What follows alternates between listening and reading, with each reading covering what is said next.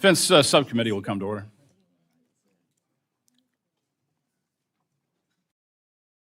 Good morning. Today, the subcommittee will convene for open hearing to receive testimony from the Honorable Pete Hegseth, Secretary of War, General Dan Caine, Chairman of the Joint Chiefs of Staff, Mr. Jules Hurst, performing the duties of Undersecretary of War Comptroller. Mr. Secretary, General Caine, and Mr. Hurst, a warm welcome to you. Thank you for your service to our great nation, and I thank you for appearing before the subcommittee today. I want to first acknowledge the extraordinary demands we place on all our volunteer force and the military families who bear the weight of service alongside their loved ones. Quality of life and care for our service members and their families are central to our mission to continue to ensure the finest fighting force in human history. We owe everything to their sacrifice and send our thanks that they have answered the call to serve. This hearing addresses issues that are deeply interconnected and collectively define the national security challenge of our time. Let me begin with the budget. We want to be good partners with the department to ensure that our men and women in uniform have every resource they need. But I have serious concerns about how this bifurcated budget splits discretionary and mandatory funding and on some of our highest priority programs. We have significant gaps in needs for our warfighters that we had to address in the FY26 appropriations process because of the way mandatory was requested and enacted. The subcommittee needs to understand how the resources requested in this budget translates into real, measurable improvements in warfighting capability. We also need to understand the consequences of this funding approach. We owe that level of accountability to the American taxpayers. Next, on readiness. The picture demands our honest attention. Across the multiple domains, including munitions, shipbuilding, innovation, and aviation, questions persist about whether we are building the depth and reliance required for a high-end conflict. We have made progress in some areas. I want to acknowledge the department's efforts to address these questions. However, progress is not the same as capability in delivering, and capability delivery is what we need at this moment demands. Finally, that brings me to the threat environment we currently face. The world has grown more dangerous, more complex, and more interconnected in its risks. China is modernizing its military at a pace and scale that is alarming. Russia continues to wage a brutal war of aggression, and while Iran and their proxies have been dealt a severe blow, they remain a threat. Threats to Taiwan, Ukraine, NATO, Israel, our partners in the Gulf, and our allies across the globe are not abstract concerns. They are tests of America's credibility and resolve. This subcommittee believes deeply in the power of deterrence, but deterrence must be credible and credibility must be funded. Finally, Mr. Secretary, both you and your deputy must be commended for your commitment to reforming, modernizing, and prioritizing innovation at the department. I've been here a long time. I've watched administrations come and go. And I promise you that there are bureaucrats who are trying to wait you out. You must demand accountability at every level of your organization to ensure that the change you have demanded is taking place. Your call to move more quickly, inject competition, allow new entrants to participate requires rigorous and persistent oversight. Otherwise, the forces in the Pentagon will simply snap back to the status quo, which does not serve our warfighters or the United States taxpayer. Again, thank you for being here. The members of this subcommittee take our oversight responsibilities seriously, and we believe the American people deserve straight answers on these consequential questions. I look forward to an honest conversation on how we are matching resources to priorities and honoring our commitments to meet the moment. Now I recognize the distinguished ranking member, Mrs. McCollum, for her opening remarks. Thank you, Mr. Chairman. Thank you for your courtesy of extending this, and thank you for your statement. We have a lot to discuss. Historical high budget request, the cost of the war in Iran. Mr. Secretary, I appreciate this year that you opened up a dialogue with Chairman Calvert, myself, and with our authorizing Senate colleagues. When we last met, we asked for information to help us determine what the department needs to ensure our national security. We are still waiting for the information. We've asked several times for a complete update on munition levels, and it has not been provided. This lacking of delivery timely information for the committee is appearing to become a pattern. We've requested briefings on the status of the funds appropriated for Ukraine. That took 6 months for us to be adequately briefed. The reconciliation bill, which was enacted on July 4th of last year, we still need the details of how the funds were allocated and that were not provided to us until a 10-month wait. 10 months we waited for that. Details have been provided on Golden Dome, but only $185 billion of the program, and that's the initial research and development. We still have no idea what the costs are following on for procurement or maintenance of the program. The department must do a better job of sharing the information with us.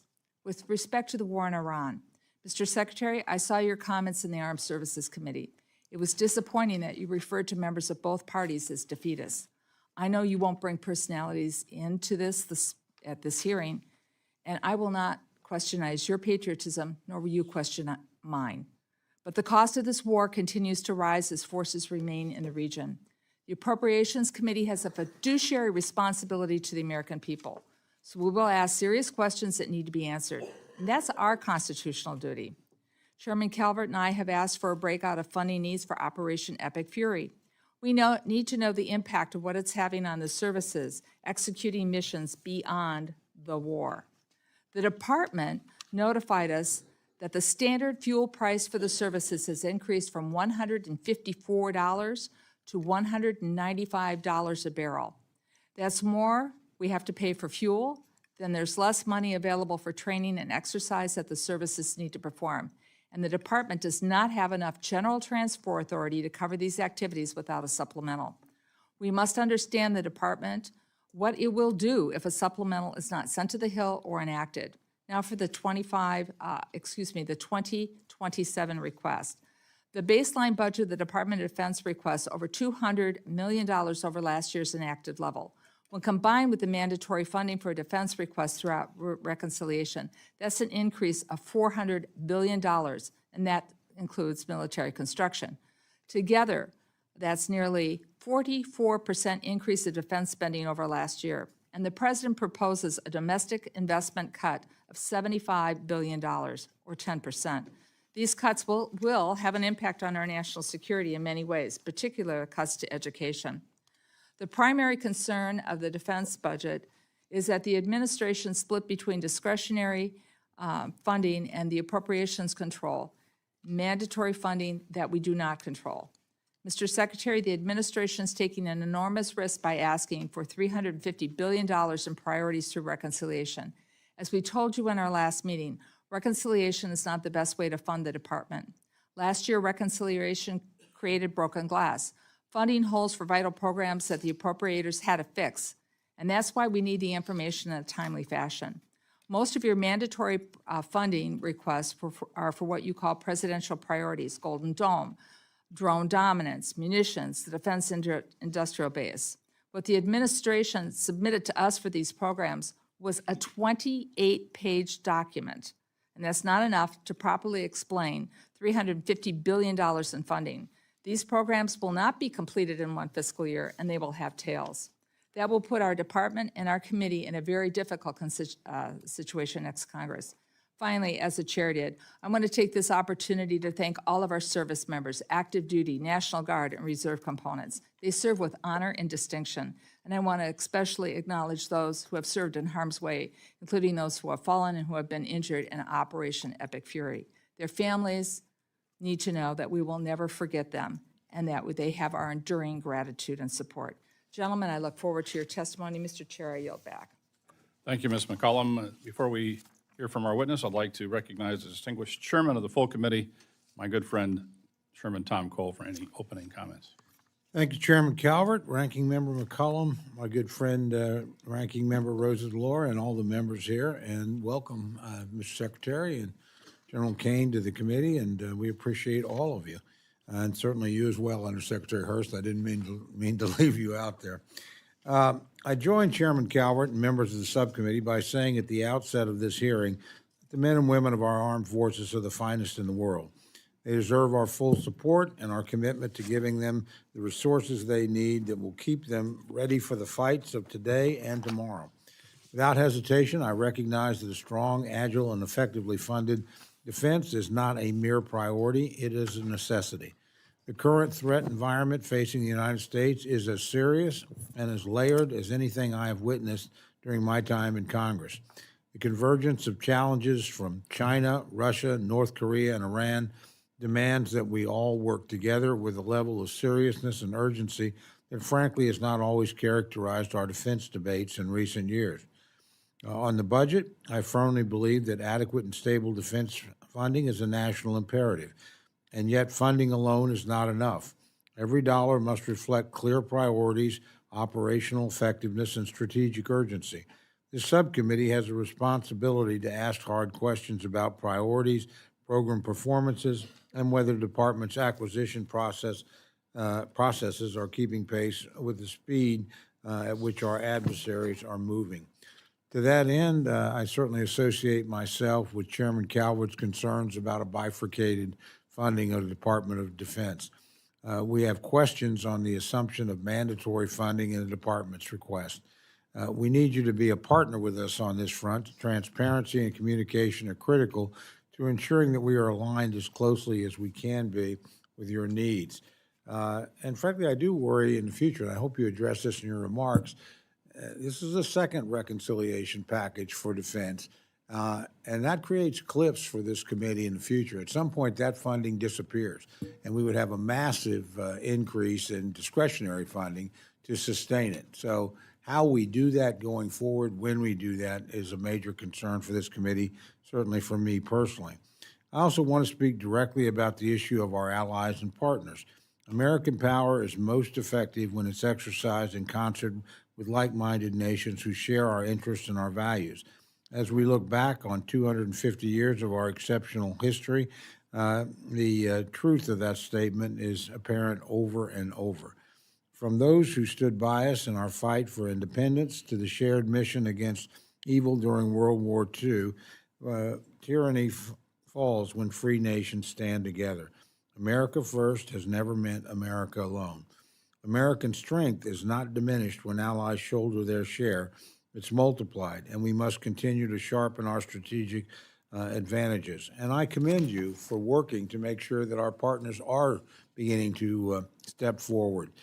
NATO remains a critical pillar of collective defense, while our alliances across the Indo-Pacific are indispensable to building a credible deterrent against rising aggression in that region. I'm interested today in hearing how this budget strengthens those partnerships and how the department's working to ensure that our allies are investing at levels commensurate with the threats that they, as well as we, face together. The bottom line is simple. We always hope for peace while maintaining the strength to defend it. We're committed to ensuring our military remains unmatched, our adversaries deterred, and the American people protected. Secretary Hegseth and General Caine, we look forward to your candid dialogue. The American people are counting on us to get this right, and I look forward to being a partner with you in that effort. Again, I thank you for being here today, and I thank you all for your distinguished service to our country. With that, Mr. Chairman, I yield back. Thank you, Mr. Chairman. I would like to turn now to the ranking member of the full committee, Mr. Lauro, for any opening comments. Thank you very much, Chairman Calvert and Ranking Member McCollum, and good to be with you, Chairman Cole and Secretary Hegseth and General Caine and Undersecretary Hurst. Welcome to the committee. The President is requesting $1.5 trillion in defense funding for the coming fiscal year. $1.5 trillion is an extraordinary sum of money. Congress and the American people have concerns about what you plan to do with this money. In fact, we have concerns about what you are doing with the more than $1 trillion you already have from last year's appropriations and reconciliations bills. How much will the President's, quote, skirmish in CENTCOM cost? I know at a recent hearing, $25 billion was cited, but we don't know what that includes or for what time period. This was only supposed to last 6 weeks. We have thus far been unable to get any reliable information as to the true cost of this war. The current ceasefire is tenuous at best, with attacks on Gulf nations happening just over the weekend. The president tweeted he will not support the latest communication from Iran, which we might agree with if we knew what was in it. But there has been a consistent lack of transparency since this war began. Media reports suggest there is intelligence that indicates Iran can survive for months at the current standoff, which means the cost of deployment of 50,000 service personnel with their equipment will only increase, as every additional day this war goes on brings with it additional costs. This administration has not presented Congress with any kind of clear or coherent strategy. Week to week, day to day, hour to hour, the rationale shifts, the objectives change. The end game is ill-defined when it is defined at all. If the administration intends to ask Congress for supplemental funding for the Iran war, then you need to come back to Congress and testify on that request specifically so that we and the American people can fully understand what this administration has gotten us into and how it plans to get us out of it. The question must be answered at the end of this crisis. What have we accomplished and at what cost? And before you come to the Congress for additional emergency funding, we need information. Has the department or any of the services utilized mandatory funding for operational activities in CENTCOM? If so, how much and from what accounts? If you can provide us with that breakout, it would be enormously helpful. And again, what is the department's estimate of the full cost of the operation against Iran to date? The $1 trillion allocated for fiscal year 2026, $1.5 trillion requested for fiscal year 2027, and possibly $25 billion for an upcoming supplemental, all as the total debt in the United States has reached 100% of gross domestic product. In other words, the national debt is now larger than the U.S. economy and about twice the historic average, according to the Committee for a Responsible Federal Budget. The defense budget includes requested funding for the expanded Golden Dome for America at $185 billion, though those budget numbers are tenuous. A new Golden Fleet, in which 3 ships are estimated to cost $43 billion, and billions for private equity ventures, which do not have well-defined processes or sufficient transparency. With gas prices and inflation numbers increasing, the American people just want to afford the basic necessities for everyday life. But this administration is not doing anything to help them with the cost of living crisis. In fact, the administration is making the problem worse by proposing dramatic cuts across the board to domestic programs that support American families. We have the most powerful military in the history of humankind. I am extraordinarily grateful, as my other colleagues have pointed out, to the men and women of our armed services who sacrifice everything to keep us safe. Their devotion to duty is exemplary, and it must be matched by the seriousness and the sobriety of those at the very top of the chain of command. And right now, I worry if that standard is being met. I look forward to your testimonies today and hearing the answers to this committee's questions shortly. Thank you, Mr. Chairman, and I yield back. Thank the ranking member. We'll now begin witness testimony. Gentlemen, without objection, your full written testimony will be placed in the record. Secretary Hegseth, we begin with you for a brief summary of your remarks. Well, thank you, Mr. Chairman, ranking member, distinguished members of the committee. Thank you for the opportunity to testify in full support of President Trump's historic $1.5 trillion fiscal year 2027 budget for the Department of War.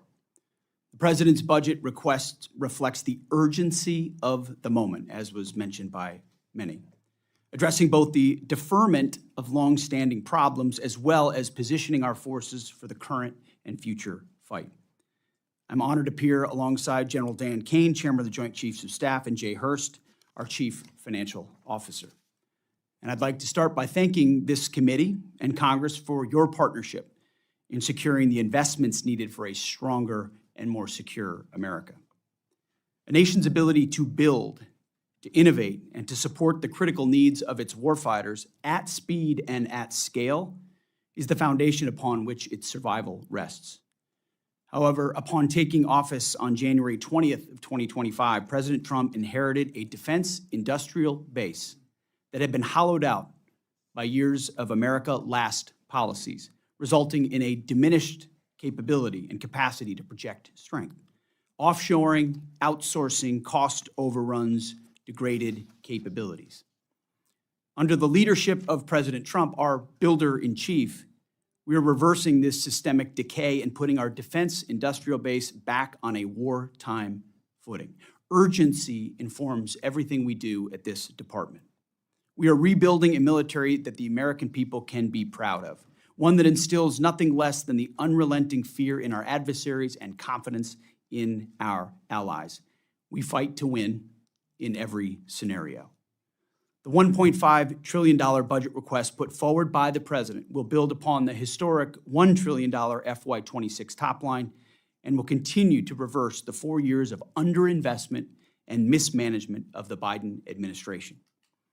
The $1.5 trillion budget will ensure the United States continues to maintain the world's most powerful and capable military as we grapple with a complex threat environment across multiple theaters. Not to mention, the budget also includes a historic troop pay increase, building on the pay increases this committee has given, and the budget eliminates all poor or failing barracks. Quality of life for our troops is front and center in this budget.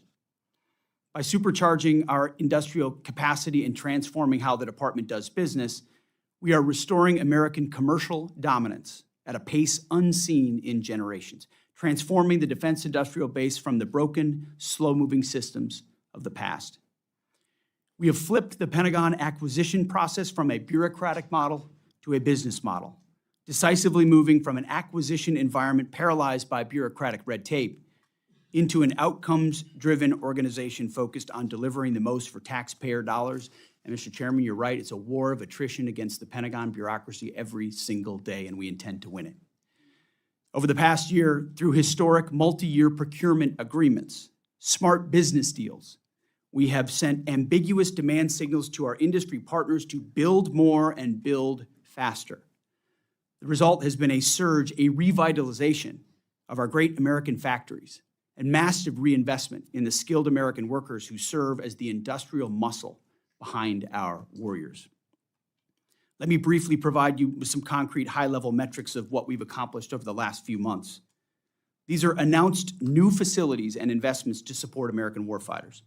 The department has helped stimulate more than 250 private investment deals in 39 states, in 180 cities, in 150 different companies, worth more than $50 billion. This has resulted in 280 new and expanded facilities, more than 18 million new square feet of American manufacturing, and more than 70,000 new American jobs. These $50 billion in defense investments in new plants, assembly lines, and factories are private investments, not taxpayer dollars. By completely transforming our department's business model, American companies are investing in America with their own capital, a historic demonstration of American manufacturing and defense revitalization, all with their money, not Uncle Sam's. This has never been done before and is long overdue from a bureaucratic model to a business model. These investments equal great things for America, American families, and American workers, and help us ensure our warfighters can defend this great country.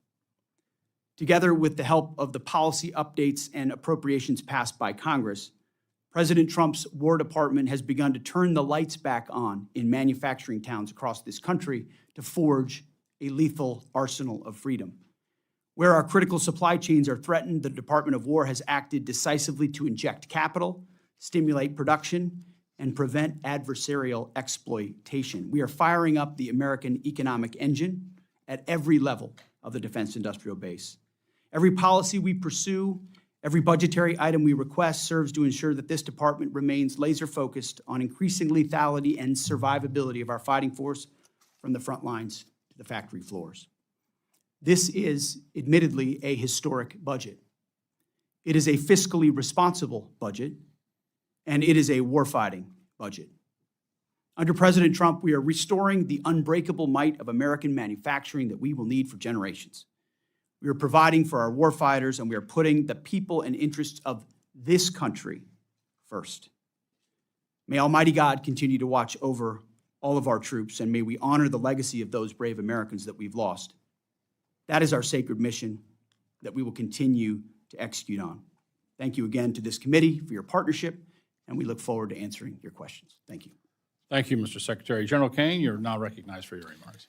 Chairman Calvert, Ranking Member McCollum, Chairman Cole, Ranking Member DeLauro, thank you for having me, and to all the members of the committee, thank you for having me. I'm honored here today to testify alongside the Honorable Pete Hegseth and the Honorable Jules Hurst on the President's fiscal year 2027 budget. And I'm grateful for the opportunity to speak about the foundations of America's strength, the 2.8 million members of our joint force. I am continually inspired by the soldiers, sailors, airmen, Marines, Guardians, Coast Guardsmen, and civilians standing the watch for our nation, supported each and every day by their families. They could have chosen anything in their path of service, but they chose to serve our great country and meet our nation's challenges with courage, tenacity, and grit that's keeping our nation strong and safe. I would also like to express my deep gratitude for the 40 members of the Joint Force who we've lost in operations, combat, and training during my time as chairman, including 14 who passed during Operation Epic Fury, and our most recent loss, First Lieutenant Key, who valiantly gave his life trying to save a teammate while deployed on a temporary duty assignment in Africa, and we continue to hold hope for his teammate. The Secretary and I are deeply grateful for each of them and their families, and their names will never be forgotten. As chairman, my duty is to ensure our civilian leadership has a comprehensive range of options, military options, alongside the associated risks to make the nation's hardest and most complex decisions. I owe the President, the Secretary, and the Congress the truth at every turn, and my blueprint for this approach has always been General George C. Marshall. His firm commitment to civilian control and a nonpartisan military remains my constant standard, and I strive to follow his example by working with each of you and providing clear and candid nonpartisan military advice, and to present this committee with the clearest possible assessment of operational risk and readiness and executability within the unclassified environment that we find ourselves in today. As the chairman said, we're operating in a delicate and dangerous time. Global risk is scaling, and the complexities of the modern battlefield demand America's constant adaptation and innovation. America's joint force is operational at its core, purpose-built for the realities of a complex world. We're organized, trained, and equipped to execute the most demanding missions across the globe with unrivaled precision. And over the last year, our warfighters have consistently demonstrated exactly what it means to be the most capable, adaptable, and professional military on earth. We are able to accomplish this highly complicated work because we draw from a deep, enduring reservoir of training, professionalism, and commitment. Our ops tempo is high, but we're designed to sustain it, rebuilding our strength continuously. We rebuild readiness every day, we train every day, we learn and sharpen our edge every day. And driving this pace of change and maintaining our superiority requires timely, predictable, and sustained investment and a partnership with this committee and the broader Congress, and I appreciate that. And the resources that we'll discuss today are critical to modernizing the joint force and ensuring that if whatever threats emerge or when called upon, our nation can win. The President's budget supports the Department's goals of recharging the defense industrial base and the national industrial base while enhancing our military readiness. We will continue to ensure our warfighters are properly armed, globally integrated, and ready while always taking care of our most precious thing, and that is our people. And while advancing the hardware and technology essential to fight, it's the character and competence of our people, particularly the 1.8 million members of our enlisted force who make us proud every day. And they're represented today by the senior enlisted advisor to the chairman, United States Navy SEAL Dave Isom, sitting behind me. While we face dynamic and dangerous times, I have absolute trust and confidence in our people who every day execute the most challenging missions with quiet professionalism. And coupled with the American spirit to outthink, outcompete, and relentlessly innovate, we will maintain our decisive edge, but doing so requires your continued partnership. It is also graduation season, where we welcome a whole bunch of new members to the Joint Force, to include members like Second Lieutenant Archie Dennis, United States Army, who along with his Citadel classmates in South Carolina joined the Joint Force this weekend. And I welcome he and all the other new graduates to the Joint Force. As I close, I humbly ask that we remember right now our deployed teammates out there doing our nation's work, going out into the darkness to do the things that we ask them to do. And I ask, as always, that we remember not just the 40 fallen that I mentioned earlier, but all of our nation's fallen and their families who soldier on. Thank you, and I also look forward to your questions. Thank you. I want to ensure each member has a chance to ask questions, so everyone will have 5 minutes for their remarks. I'll begin by recognizing myself for 5 minutes. Secretary Hegseth, for decades, Congress and the Department have sought acquisition reform and innovative technologies. It's only since FY24 that the level of investment started to catch up with the rhetoric. The FY27 budget request includes over $950 million for the Defense Innovation Unit, $54.6 billion for the Defense Autonomous Warfare Group, $580 million for the Joint Interagency Task Force 401, and for the counter small UAS. And I believe these investments will deliver overdue capability. And this subcommittee will continue to work with you to ensure success. I also note there's only $100 million for the accelerate the procurement and fielding of innovative technology. That's surprisingly low given APFIT's success. The subcommittee will continue to support APFIT as we have in the past. I invite you to join me at the APFIT Day on the Hill, July 21st, to see firsthand how APFIT is delivering capabilities to the warfighter. Consistent with the desire for injecting innovation at scale, for decades there's been increasing demand for increasing resilience in the industrial base, and more specifically, the supply chain. The FY27 budget request includes over $20.2 billion for the Office of Strategic Capital and $30.4 billion for the Defense Production Act. As you're aware, we're working closely with the industrial base policy team on the Civil Reserve Manufacturing Network to ensure the department can qualify and certify second and alternate sources to maximize American manufacturing. With exception of DIU and the Joint Interagency Task Force 401, most of the investments listed are in mandatory funding. What was the strategy to heavily rely on the mandatory funding sector in this budget? Well, thank you for the question, Mr. Chairman. And I would, first I would thank you and this committee for your efforts on acquisition reform, many of which had not been embraced by the department before, and a lot of templates on the table that were there for us to fall in and run fast with. And so speed, scale, cutting red tape, reducing requirements where we can, looking at things like DIU, Replicator, now the DOG, the Defense Autonomous Warfare Group. All of those were born of collaboration with the committee and efforts of now reformers we have in the department who are ready to run with it. As it pertains to the budget, I think there's a reality in this town of what can get done and how it gets done. And in a perfect world, everything would get done in regular order and with a $1.5 trillion top line, but there are a lot of challenges and dynamics, some of which I don't control. And ultimately, we look forward to working with the committee to ensuring, however it shakes out, that it's with full transparency with you and maximizing options for the department. And I think the reconciliation last year was a new vehicle, so it took some time, especially because we're doing new things, Office of Strategic Capital, different avenues. So figuring out how to deploy that took longer than we'd like.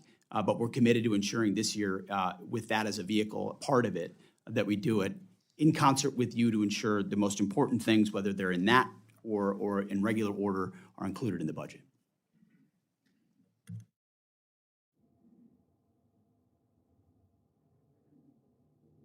Understand the desire for flexibility. I understand why we're breaking this up in order to, into chunks, to, I guess, more digestible to some degree politically. But I would hope we can get a supplemental bill here soon. Obviously, that we know that of the munitions issue, and we know of the cost of this conflict, and we know the cost of other conflicts. And so we need to repay those O&M accounts that are going to be used, I suspect, in order to pay for this ongoing operation. So any idea when we're going to get this supplemental? We're well aware of all those dynamics. I think, first of all, the munitions issue has been foolishly and unhelpfully overstated. We know exactly what we have. We have plenty of what we need. And the reason we're accelerating a lot of this is because the department's been static in how it does this kind of business, not to mention the amount that was given to Ukraine for years and years. So we are getting after changing that dynamic so that we're not getting 100 more of something, but the companies are investing so there's new plants, so you're getting 2x, 3x, 4x of those munition in future years, because that's what we need, that's what our allies and partners through FMS require, and we just haven't been delivering it. So we're in good shape on that front. Whatever we think we need, we will submit. But I'll say, even in the conduct of the conflict, working with the chairman and Admiral Cooper, ensuring that any munitions we're using, we know what we're trading off of to preserve capabilities, so we have maximum optionality across the globe, which we do. Again, no, it would be helpful to get the supplemental sooner rather than later, for we can get to work on it. And now recognize Ms. McCollum for her question. Thank you, Mr. Chair. Mr. Secretary, the House Armed Services Oversight Hearing, Mr. Hurst stated that the costs for the war for Operation Epic Fury are at $25 billion. Am I correct with that number that you used at the hearing, Mr. Hurst? Yes, ma'am, that was the cost at that time. At that time. I would request that you provide the committee in writing the specifics of what the department will be requesting in the supplemental and the breakouts for the following costs. We talked munitions, and Mr. Secretary, I think we'd have a more robust discussion on that if we were in a classified setting, but I respect what you shared with us. But this is what I'd like. A breakout for military personnel, operational activities, additional maintenance for deployed ships, munitions used, equipment lost, and updated fuel costs. Now, we need to know the funding required to cover the damage to the U.S. facilities, and if there are any agreements from our regional allies, we hear things in the press, that would be helping for any new facilities or improvements in CENTCOM. Now, Mr. Hurst, here's the rub. We need that by June 11th. We mark up our bill.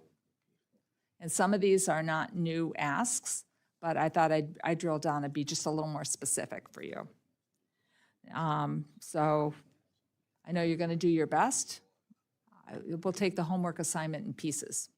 Anything you can provide would be great. Now, under the War Powers Resolution, the administration has 60 days to conclude activities unless Congress has declared war or provided authorization. Congress has not done that. And I know there's different opinions and it changes from day to day whether or not the War Powers clock is paused. But this law states beyond May 2nd, the administration needs congressional authorization to continue military operations.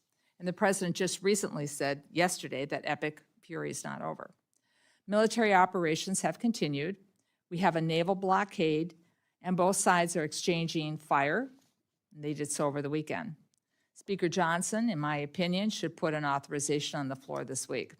But Mr. Secretary, if Congress does not authorize, if we don't authorize this, to continue military operations against Iran, you're going to have a plan put in place to draw down our troops, to reset the region, to protect our assets.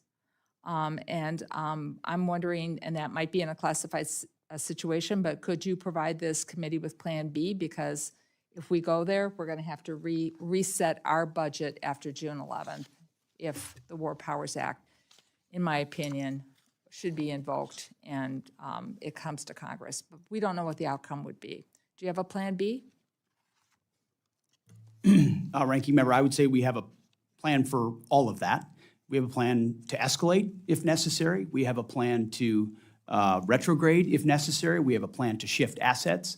Certainly in this setting, we wouldn't reveal what the next step may be, considering the gravity of the mission that the president is undertaking to ensure that Iran never has a nuclear bomb. Well, Mr. Secretary, as you know, we can be in receipt of that in a different situation, and we would also like that by June 11th. With that, I yield back. Thank the gentlelady. Mr. Chairman. Thank you very much, Mr. Chairman. Mr. Secretary, as I said in my opening remarks, I have concerns about the use of reconciliation. I don't have any concerns about the amounts and the effort to restore the industrial base. You're to be commended for that. And frankly, I think we've underinvested for a long time. So I'm happy to see a robust number. I am worried about the ability to sustain that number through the reconciliation process. At some point, that money disappears. And we'll be, so give me some sense of how much of this reconciliation money is one-time expense that you expect to either use for procurement that you may not need to do again for a long time, or inject in the industrial base. How much is for day-to-day operations that we would need, frankly, to think of as a long-term recurring expense? It's a good question, Mr. Chairman, and I'll defer to Jay on details, but I would say take, for example, the deals that are being cut that will be funded here, that ultimately look at companies that make exquisite weapon systems for us, and they say, in exchange for a 5 to 7 year contract, which committees like this have authorized for us, the authorizing committees, not the appropriating committees, the authorizing committees, and now because they have that clear demand signal, they're able to invest in a new plant and they're paying for it. And that's what I talked about in my open remarks. So they're building 2 or 3 new facilities, but we're committed to paying for those munitions for 5 to 7 years from this budget.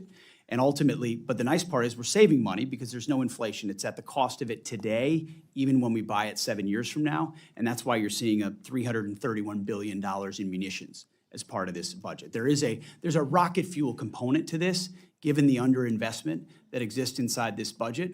There will be some tail, obviously, and as I acknowledged up front, a higher top line from this department's perspective is always a welcome thing. But the intention is not to get anyone stuck in a certain place, but to address the needs of the moment, cut different deals, create new dynamics where companies actually invest. So we have, this committee knows the exquisite munitions that we're going to be using 5 to 7 years from now, no matter what. It's about time we look into the future the way we are with this budget, but you have to fund that. And so I think that's a big chunk of an increase that you see. I mean, if you're investing in the shipbuilding industrial base, the defense industrial base, housing and barracks, all of that increase troop pay.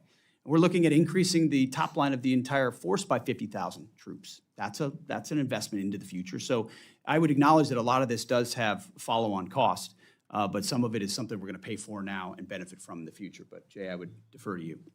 Yeah, Mr. Chairman, in this, there's $113 billion for investments in the defense industrial base. I would characterize that as a one-time plus-up for catch-up. $35 billion for FSRM to fix all of our poor and failing barracks and other facilities of the department, and also some catch-up investments in AI and autonomy. And so if you look at what we're doing with mandatory, probably about $200 billion of that is a one-time expense. We come down to 1.23 for a requested top line for FY28. And so we think we can sustain these investments over the FIDAP with discretionary dollars after this. Well, that's reassuring. And again, I don't have any disagreement with what you're trying to accomplish at all. I would remind you that, frankly, the use of reconciliation depends on political support in Congress. It can be very transitory. So it's a high-risk strategy as opposed to building things into the baseline. But again, I'm supportive of what you're trying to do in terms of recharging the industrial base. I think it's long overdue.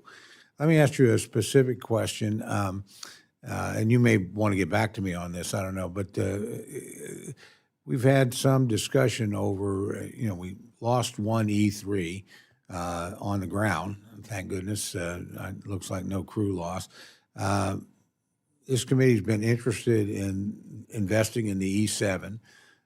Pentagon signed a contract for 5 additional planes, not in the Air Force budget. Is there going to be a fix to that, or where are we at on thinking about the E-7? I'm well aware of that dynamic. I know our department had taken the position that it was airborne or other satellite ISR that was probably going to be capable of a lot of that in the future. But I think that mindset was indicative of a mindset that we've shed, which is the divest to invest mindset, which was an austerity mindset, that we're going to get in continuing resolution after continued resolution. So we got to get rid of these platforms in order to invest in these platforms. And there are gaps that need to still be filled. And there are systems that still need to be funded that are used on the battlefield right now, say MQ-9s, A-10s, you name it. I think this and the E-7 is one of those. So we've actually sent a budget amendment to OMB to add that. I think it has a future. It has a place on the battlefield, and we'll get more information for you on that as well. Well, I appreciate that, and I particularly, though, appreciate the mindset. I think you're 100% right. I've seen this over and over again about eliminating platforms on the idea we would immediately use that money for new things, and quite often it just simply didn't happen. We lost the capability, but we did not move forward with the investment that we needed. So, again, thank you for rethinking that. I've got a lot more questions, but so does the entire committee, Mr. Chairman. So with that, I'll yield back. I just want to make one quick comment when you're talking about the fixing barracks and facilities. I hope we also fix the property management systems throughout the department, which is woefully needs attention. With that, I recognize the ranking member, Mr. Lauro. Thank you very much, Mr. Chairman. Mr. Secretary, the national security strategy says American national power depends on a strong industrial sector capable of meeting both peacetime and wartime production demands. And the national defense strategy directs DOD to, quote, supercharge the defense industrial base. DOD's 2027 budget overview appears to use that same framing. Yet, your department's budget request cuts over $5 billion from the industrial base in the aviation sector alone, effectively shutting down all current Army aviation platforms. These are current production platforms the force relies on for lift, for sustainability, disaster response, homeland missions, et cetera. How did the department arrive at the conclusion that reducing procurement for these Army aviation platforms strengthens rather than weakens the aviation industrial base? Well, I very much appreciate that question, and I actually think it's something we're taking another look at. I think it's not that every aspect of there are some very good things in the Army Transformation Initiative, and there are some things that we've needed to get another look at. And so I think you'll see a review of some of those things, and we'll get back to you on that. Of the aviation sector? Yes, ma'am. Okay. And with that, but was there an analysis about the impact of the requested procurement reduction? Did you all do an analysis of production lines, suppliers, workforce, restart risk prior to the decision to cut the funds? We'll get that from the Army and get that to you. I don't have it in front of me, but I would imagine Okay. something was done. Very, very much would love to see that before the subcommittee marks up the appropriations bill coming up. Let me just quickly, can you provide the committee in writing the department's assessment of the minimum sustaining production rate for the Black Hawk and Chinook industrial base, the supplier-based risks associated with this budget request, and the funded mitigation plan if production falls below those levels? Can you provide us with that information? I think that's critically important. I think we should get that to you, and I think those platforms are critical to the force right now. We need to make sure we're able to sustain that. I think you made the point, you all, that industrial base readiness is a strategic issue. It's what the national security strategy, recognizes, and I look forward to hearing, more about how cutting the $1 billion in the base investment aligns with that shared goal. Let me just, a question to you, General Caine. Despite the precipitous drop in procurement for Army aviation platforms, your budget request invests heavily in modernization. I'm a believer in modernization. I think that's necessary. I support investing in future capability, but Congress also has to understand the transition risk. The department is asking us to accept reduced procurement of aircraft the force uses today while relying on future systems that are not yet fielded?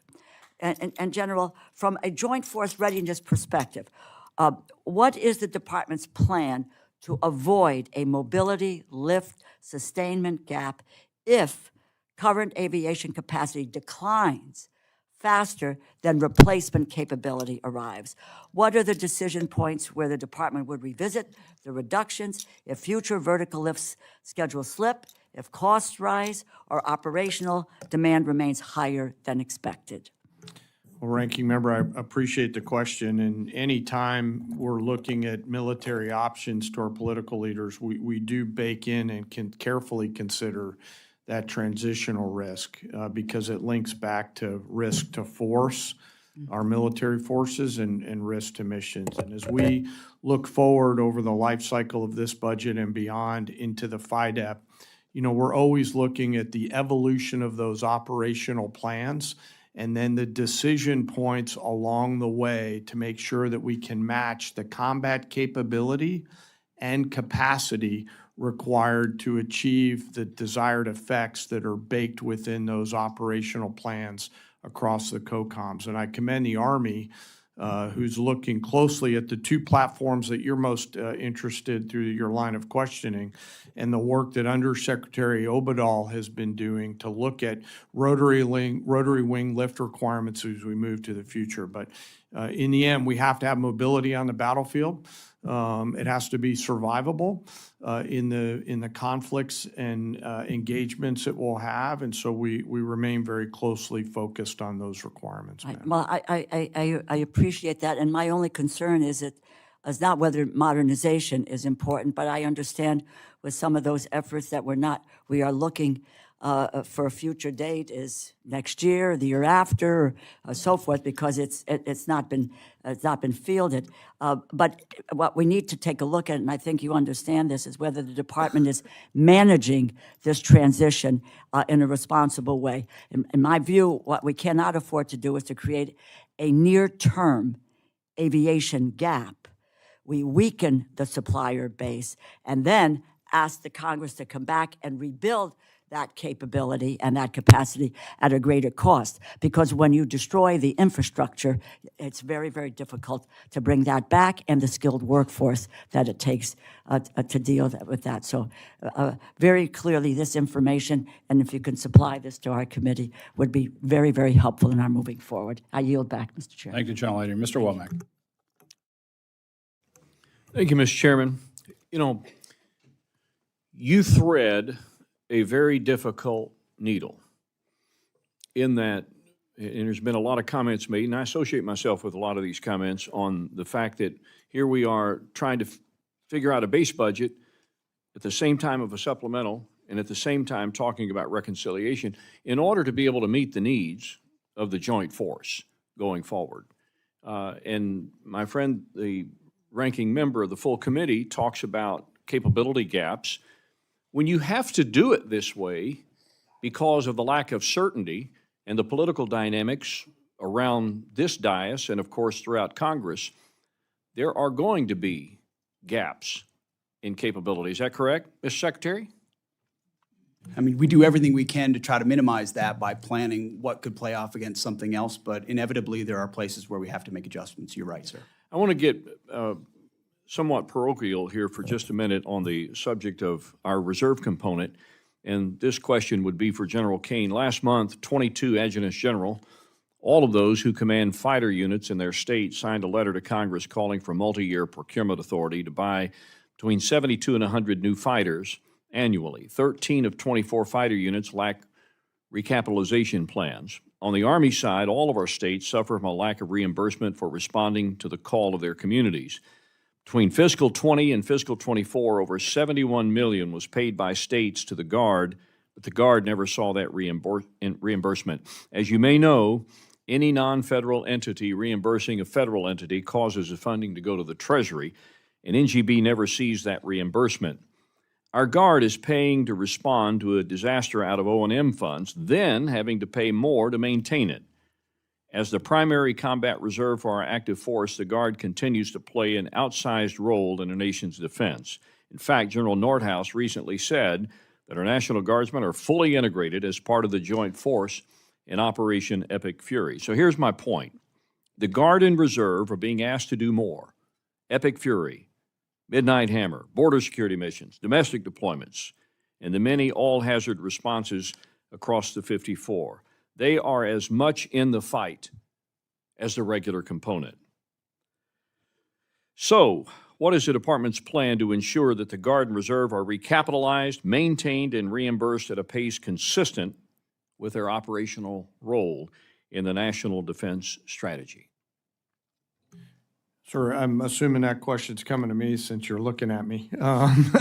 You would be correct. Yes, sir. Thank you, sir. You know, as a member of the Guard, a proud member of the Guard, I'm mindful that every day when you mobilize the Guard, you mobilize the United States people. And they are now much more than a tactical reserve. They're a strategic reserve. The decisions on recapping the fighter community live obviously within our civilian leadership, but the requirements that they're out there getting after every day, as you alluded to, sir, are substantive and long-lasting beyond just the Title 32 force.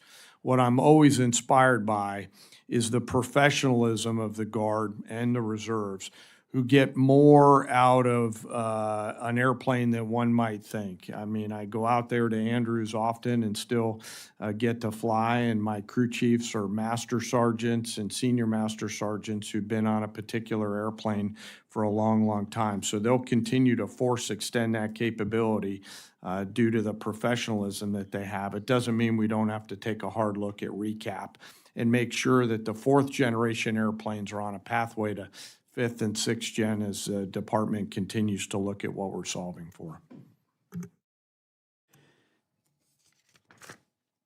Mr. Chairman, if we have another round of questions, I'll come back with another because my next question is probably not going to yield me enough time, and I'll yield back the balance. Mr. Cuellar. Thank you, Mr. Chairman, Ranking Member, Mr. Secretary, all of y'all. Thank you and all the men and women, thank you for your service. I want to ask you about the Western Hemisphere. I want to talk to you about Mexico and then the border.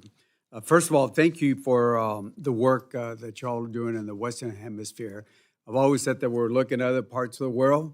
We have to look at our own backyard, and we got to make sure that the Western Hemisphere is working with us. So thank you for that. Anything y'all want to add to the work that y'all doing there, I would ask you to talk to us a little bit about it. Mexico is the other one, very important part of us.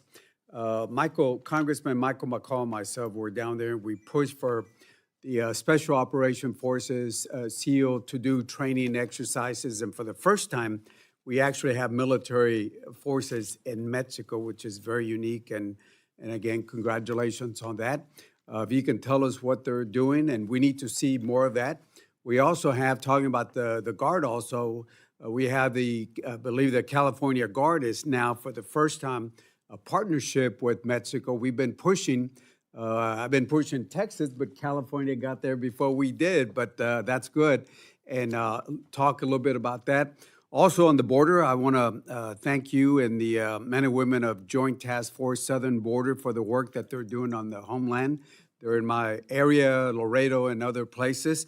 But I want to draw your attention to one particular threat, that is the accelerating demands. The cartels are not only watching what's happening in Ukraine, but they're learning from it. And we're hearing from credible reports about cartels looking at fiber optic drone systems. And we all know what that is. And my question is, what is the department doing to get ahead of this threat? How are you investing in the counter-UAS capabilities to defeat fiber optics drone systems? And what lessons are we learning from what's happening? You know, the procurement, the bureaucrats, without due respect, it takes a long time to get our systems. Over there, the cartels, they got the money. They don't have to go through a procurement system. They'll just buy the drones, and they're out manning us on the Mexican side along the border. So thank you, and if you can address that, or the chairman also. Well, thank you, Congressman. I very much appreciate your efforts in this realm for a very long time. And I think you see in the national security strategy, the national defense strategy, Western Hem and Homeland is priority number one. We may pace to the ability on the first island chain, but priority number one is here. And you've seen it through America's Counter Cartel Coalition and getting after the designated terrorist organizations that are trafficking drugs and humans into the United States, something you've been talking a lot about. And that's the beginning of our defense in depth. It starts down there where they produce and where they move. And then into Mexico, where we have had an unprecedented amount of partnership, and we appreciate that. We would encourage Defensa and Marina to continue where they can to partner and do more. That's the expectation of the United States government, of the Mexican government, is step up so that we don't have to. And then sealing that southwest border is the defense of the American people. It's the defense of the homeland, and when you talk to the troops that are down there doing that, they're proud of it. We also have multiple national defense areas there, which are controlled by DOW, where we can do rapid testing on counter UAS, JIATA 401 capabilities. So we're using those places to streamline the process by which we see what the cartels are trying to do and get after it with new capabilities that we can then field elsewhere, also learning from Ukraine in the process. I would defer to the chairman. Sir, I'll just add a few things onto this. It's the Russia-Ukraine lessons learned and the application of those lessons by other actors like cartels is one we're focused a lot on. It's going to require a whole of government effort. As the Secretary mentioned, we do have Joint Interagency Task Force 401, led by an incredible Army one-star Brigadier General Matt Ross, who's focused solely in a chairman's controlled activity. So 401 reports up to me and in turn then to the Secretary to make sure that we're entrepreneurially looking at how to sense, see, detect, and defeat the range of small UAS threats. General Ross was just out in CENTCOM looking at some of the challenges that they're having over there. It'll continue to be an area of significant focus for the Joint Force, sir. Well, my time is up, but I want to ask you to continue working with Mexico. You do have unprecedented partnerships, but the more we can push them, they're allies. There's a historical sensitivity, we know why, but the more you can push them to get them to work with us, that would be great. Thank you so much for all of y'all. Thank you, gentlemen. Chairman Rogers. Thank you, Mr. Chairman. Secretary Hegseth, General Caine, Mr. Hurst, thank you for being here, and thank you, more importantly, for your service to the country. The 2026 National Defense Strategy makes clear that China is the pacing challenge, and this budget request puts real resources behind that nomenclature, including $11.7 billion for the Pacific Deterrence Initiative. My concern is that we are not just competing against China's military capability. We're competing against the speed at which China can build, replace, and influence. Where are some capability gaps when it comes to a potential conflict with the PRC? And General Caine, how will your priorities posture the joint force to close those gaps? Chairman, thanks for the question. The speed at their production capability is one of the reasons why I'm grateful for the full team's partnership on speeding up the U.S. defense industrial base efforts as well as the national industrial base efforts. And I'd really like to thank those mom and pop machine shops and second, third, fourth tier suppliers that live in all of your districts who are also increasing speed and capability without losing quality across the entirety of our manufacturing system. And it's going to require all of that. And when we look at the range of capabilities that we must have to be properly armed and globally integrated, that extends to things like, long-range fires and really an ability to arm our joint force to win from the seabed to cislunar space in every single domain in there. And I'll defer to the comptroller and to the secretary to talk about the particular elements but the goal is the range and mix of capabilities that create outsized dilemmas for Xi Jinping and others that are out there to ensure that we maintain and sustain deterrence. Thank you. Amen. Thank you. Second, the war between the U.S. and Iran reinforces an old lesson, which is that modern conflict comes down to attrition. China has been able to produce naval ships at a pace our industrial base can't match. The ships are not as large as ours, but quantity has a quality of its own. How are we postured for an economy of force in the Pacific, particularly if Taiwan is invaded? Well, sir, channeling my inner Clausewitz, which is always something I try to remember, the big moving parts of warfighting.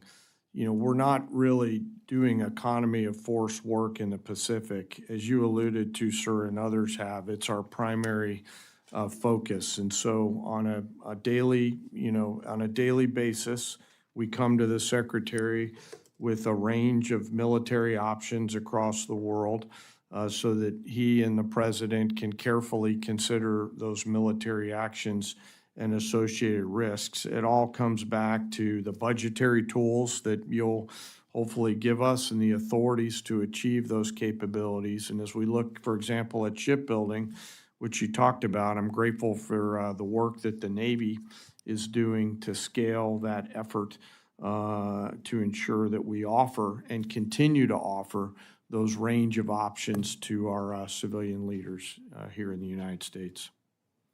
Quickly to epic fury. Our fight with Iran has confirmed what defense planners had long warned about. Iran doesn't need a peer military to cause serious problems. Its playbook to cheap drones built from commercial parts, sea mines in contested straits, fast attack craft, and anti-ship missiles. The war also confirmed a harder lesson. Even with overwhelming firepower, the side that runs out of munitions or air defenses first loses.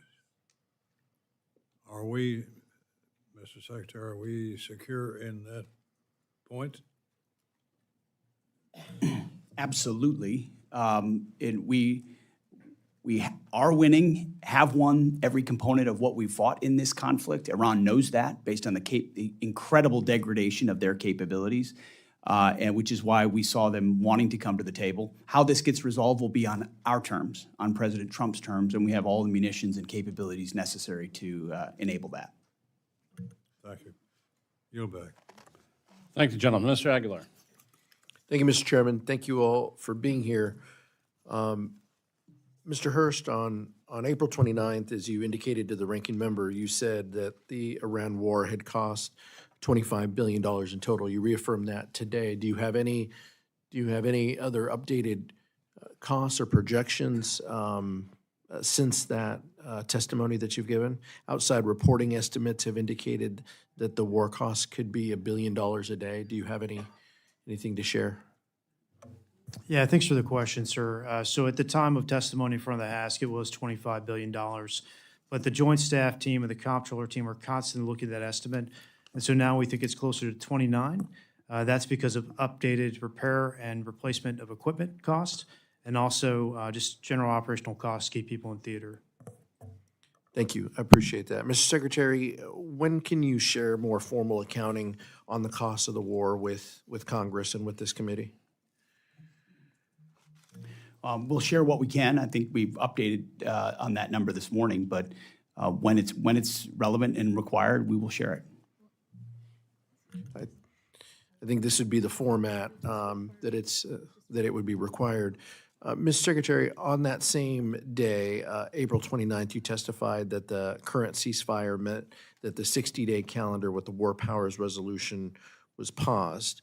Who are the parties to the ceasefire? Right now, we are in that same ceasefire as of right now. That wasn't the question. Who are the parties to It the would be the ceasefire? United States and the regime in Iran. How many pages is the ceasefire? What deal points? I'm not asking you to share the contents. I guess what I'm trying to ask is, how do we know that the ceasefire is active or not active without any documentation? We know it's evident, and the ceasefire is in effect. But is it pages? Is it 15 points? There's been different points that have moved around. Is there any other, how do we know you just trust that the president knows that the ceasefire is active or not active? As you know, for the most part, a ceasefire means the fire is ceasing, and we know that has occurred while negotiations occur, and there are lots of different discussions with our negotiating team that are happening. I'm there when those discussions are occurring, different drafts, different perspectives. So it's a very dynamic situation where a negotiated settlement could be the outcome here, where Iran does not have nuclear capabilities. And from the Department of War perspective, we're here to support those options. On May 5th, you announced the launch of Project Freedom, which is a new exercise where CENTCOM will help coordinate ship traffic and guide commercial ships through the strait. President Trump then announced the operation concluded that evening.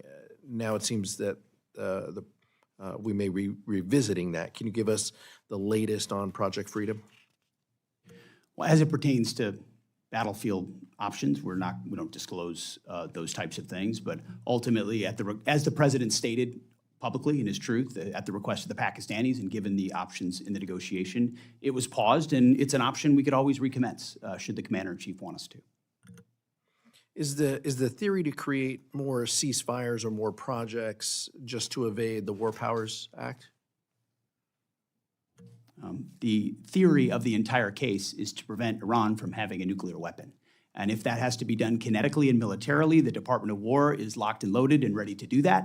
If it happens through Project Freedom, where you move commerce through, if it happens through a negotiated deal, the president was very clear, even yesterday. This is actually quite simple. Iran will never have a nuclear weapon, one way or another, and we're here to support as one tool of the whole of government to make that happen. General Caine, the depleted munitions have been a subject of some of the discussions that you've even heard here today. With respect to stockpiles that we have around the world, key regions like the Indo-Pacific and the Middle East, can you give us an update? What are you hearing from the combatant commands about their munitions status around the world? Well, sir, we have sufficient munitions for what we're tasked to do right now. That's what I hear from the COCOMs. What I will say is I will always want more, so I appreciate the effort of this committee and the Congress. We're always going to want more munitions. Secretary Hegseth, what are you doing to support the involved services to recap their losses?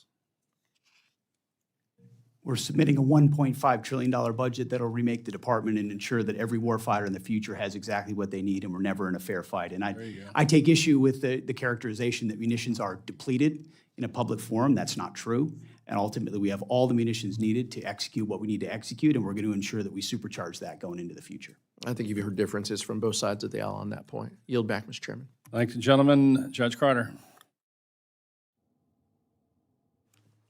Thank you, Mr. Chairman, and welcome to each of you. We're glad you're here. Start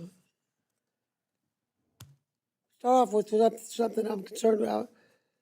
Mr. Secretary, my MILCON VA subcommittee is aware of living conditions of the 68W combat medic students at the Joint Base San Antonio.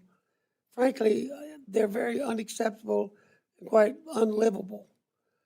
As chairman of the MILCON committee, I'm deeply concerned that there appears to be no imminent path forward to fix these issues?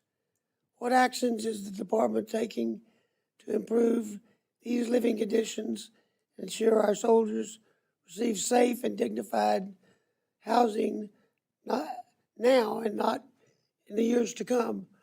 Our budget cannot fix that. It's not, we don't have enough money. You got all the money. What do you think about that? First of all, let's fix that. Whatever unit that is, we want to know about it, and we're going to get a team out there right away to address it. And we've used discrete examples like that to find the gaps in why we're not getting at it on a more holistic fashion. Because we came in on a huge deficit of maintenance on barracks and housing. This I know that. This budget funds that. We're also going to pursue MilCon reform, because in too many places we're trying to build things around MilCon as opposed to using MilCon, because MilCon is so bureaucratic and slow in its process. So we look forward to working with you to fix that, not just this discrete barracks issue, but where we found them, we fixed it, and then we've energized the system through a barracks task force to flow money exactly where it needs to go. And I'm a champion of speeding up MilCon everywhere we can. And we are, I've been out to Guam and some of those places, and we got a lot of needs out that way. I mean, and we're way beyond what our budget will sustain. But I have another question for you. I represent Fort Hood, the home of the 1st Air Cavalry Division Brigade, operating Apaches, Blackhawks, and Chinook helicopters. I'm concerned that the FY27 budget request does not support these programs, essentially zeroing out funding across the 3 platforms, despite the Army stating that we're going to use these aircraft and they will operate for decades to come. With that, the Chinook has no replacement for heavy lift mission. Now, will the department manage aviation modernization, and how will they do that without creating readiness problems and capability gaps in the future? Because the planned future lift is not like the Chinook. Sir, I think it's a very fair point. I think it goes to the previous mindset of divest to invest that was an austerity point of view that we inherited at our department. We've made some changes at the Army. We might have a slightly different view of the Army Transformation Initiative. Some of it is very good. There's a lot of goodness in there, but I think there are some things that assumed future platforms that may not be there yet. Take the Apache, for example, which our warfighters rely on and love. Take the Chinook, which is used all the time. We need to make sure we've got something there for it before you divest, or we're not investing in that capability. So we look forward to reviewing that with you and ensuring that we don't have a gap. Yeah, because the budget doesn't have anything, it zeroes out all 3 of those as far as we read it. Well, then I'll take another look at that with our team. Okay, thank you, Mr. Chairman. Thank the gentleman. Mr. Case. Thank you, Chair. Mr. Hurst, what is the total replacement cost of the material that we have expended in Iran to date? By the way, by material, I refer to munitions, I refer to planes, to drones, to stuff that we keep in our stockpile. Yeah, I'll exclude military construction from this because we don't know what that's going to look like in the future, but I would say it's around $24 billion. Okay. Replacement and repair. And that's through what date? That's our current estimate. Okay. I'm looking at a report in the public sphere from CSIS dated April 21st, which calculates estimated aggregate unit cost of 7 precision systems. So I'm talking, Tomahawk, JASSM, PRISM, SM-3, SM-6, THAAD, Patriot, those 7 at about $25 billion. Does that sound about right? I mean, you're projecting everything at about 23. Yeah, I'm most confident in our projections on munitions cost. That's the easiest thing to calculate. So that number sounds a little high to me for that stage of the war. Okay. We've lost about 39 aircraft, according to a report in the war zone, and that's an old one. That's almost 1 month old. Do you have a replacement cost on all of those aircraft? Now, understanding that some of that aircraft is not replaceable, but presumably would have to replace it with some kind of capacity. There are costs there, sir, but I want to get back to you in writing and what they specifically are, because as you can imagine, repair of aircraft is something that's very hard to calculate. We want to do a full diagnosis of the aircraft before we estimate that cost. Okay, but that's not in your estimate of somewhere around 29 cost of war that you gave us? That's included. That's what we have right now. Oh, I see. That is part of it. Yeah, but it's an estimate, especially for repair costs, and so that could change over time. Okay. And you did talk about MILCON, which was a question that I had. Do you have any, because I mean, we've obviously suffered major damage to our infrastructure in the Middle East. You don't have a MILCON estimate yet? We have a lot of unknowns there. We don't know what our future posture is going to be. We don't know how we construct those bases, and we don't know what part our allies or partners could pay into the MILCON cost. And so we don't have a good estimate for that at the time. Okay. What about fuel? Is that a major calculation in your cost of war, fuel used, depletion of fuel reserves, replenishing that reserve? We wrap that into our operations and maintenance costs. Okay, that's an included in the OM. 29. Okay. Going to your FY26 budget request, you've got procurement. Let's just focus on procurement because that's what we're talking about largely. You've got $413 billion, which in and of itself is an 84% increase over FY20. I'm sorry, I'm in 27, 27 versus 26.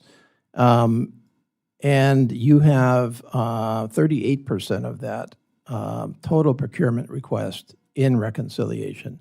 Does that reconciliation request include anything from the war in Iran? Obviously, we're buying things in the reconciliation requests that are being used in the Iran conflict, including munitions. There's over $40 billion in a munitions request and reconciliation, and so that would be part of the replacement. Okay, so what I'm trying to get at is your reconciliation request in FY27 related to Iran, or is it not related to Iran, or what? Is it all? Related. You know how long our budget generation process is and the appropriation cycle, and so we completed this before the Iran conflict started. Exactly. Okay, so what you're coming back to us with is not the reconciliation is not about Iran. The reconciliation is about assumptions that were made before Iran. It's about making a generational investment in the joint force and building military readiness. That's what Okay. our budget request is. Okay. I'm going to get back to some of the questions that were asked earlier, which is, what is the assumption that you are making in terms of future reconciliation bills in future fiscal years? How much of this is loaded into this particular fiscal year? You had a big reconciliation last year, which was portrayed in the same light, and now you're coming back for a huge one this year. Is another one on the horizon next year then? For our budget request for 28, we expect to request that as discretionary only. And I believe the top line for that is 1.23, which will be our request that year. Okay. I yield back. Thanks, gentlemen. Mr. Diaz-Balart. Thank you, Mr. Chairman. Thank you, gentlemen, and more importantly, the folks that you lead. The federal government does a lot of important things, but nothing more important than what you all deal with. Let me get back to this hemisphere.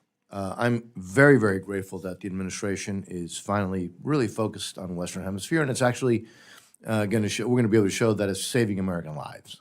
But let me just to you, Mr. Secretary, let me throw a couple of points and see if you disagree with any of these. And let me talk about the one state-sponsored terrorism in the Western Hemisphere, which is the Cuban regime. Are you aware that they harbor terrorists and U.S. Fugitives from U.S. law? And we can just go through these really quick. Yes, Right. yes, I am. Is it true that the Cuban regime actually shot down 2 American airplanes in international airspace, murdering Americans?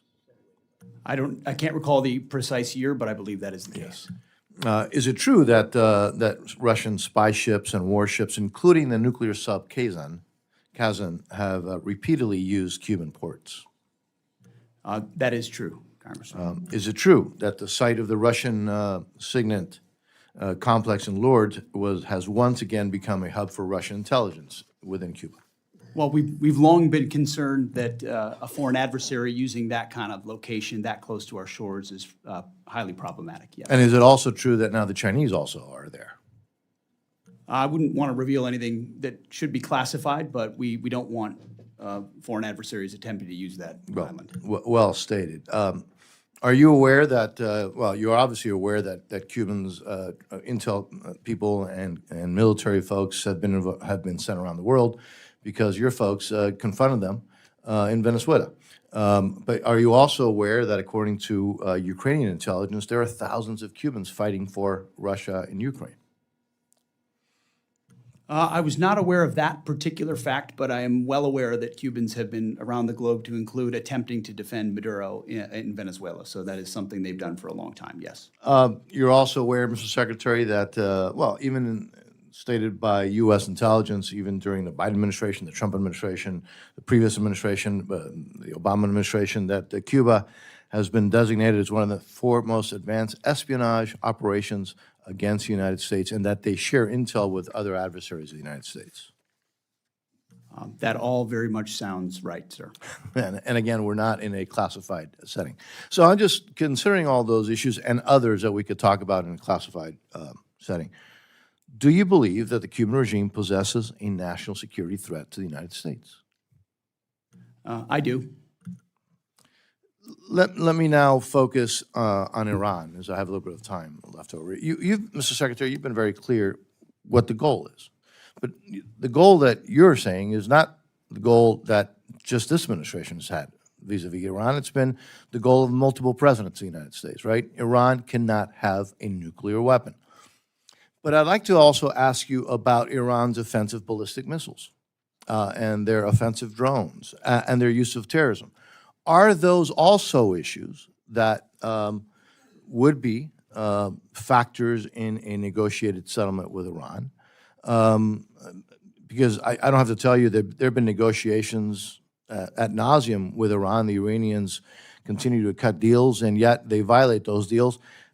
But it's interesting, in the nuclear deal that was cut with Iran during the Obama administration, missiles weren't even in part of that deal.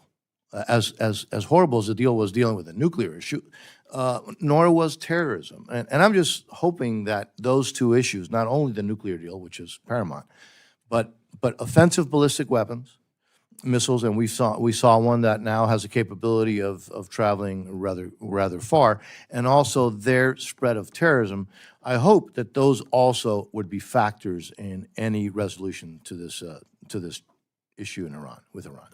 Well, sir, we're not the negotiating team, but I can tell you we have world-class negotiators. The core of it is the nuclear weapons issue.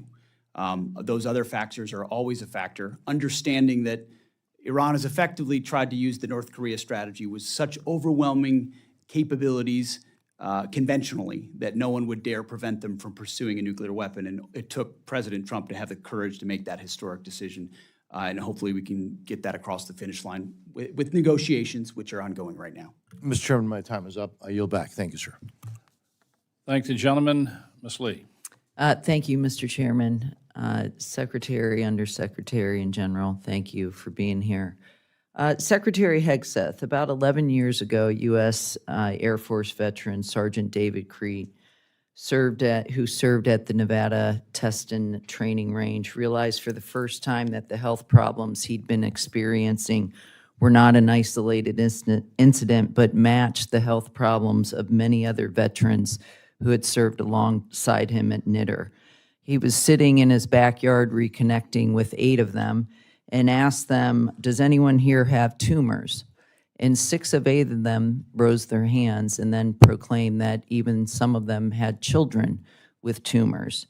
Dave, as it happens, had recently had a grape-sized tumor removed from his neck.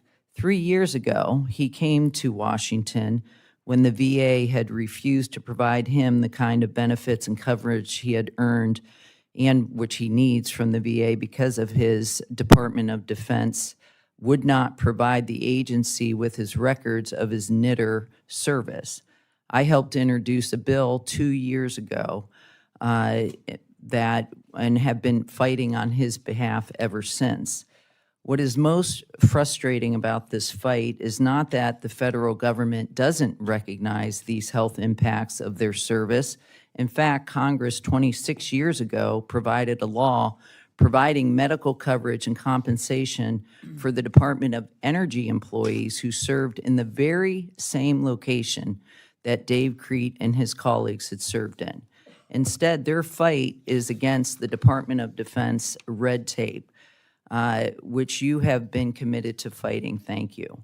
You see, one of the only things standing between the toxic exposed veterans at NITR and comprehensive health coverage and benefits from the VA is documentation that the Department of Defense has that will prove that they served where they actually did.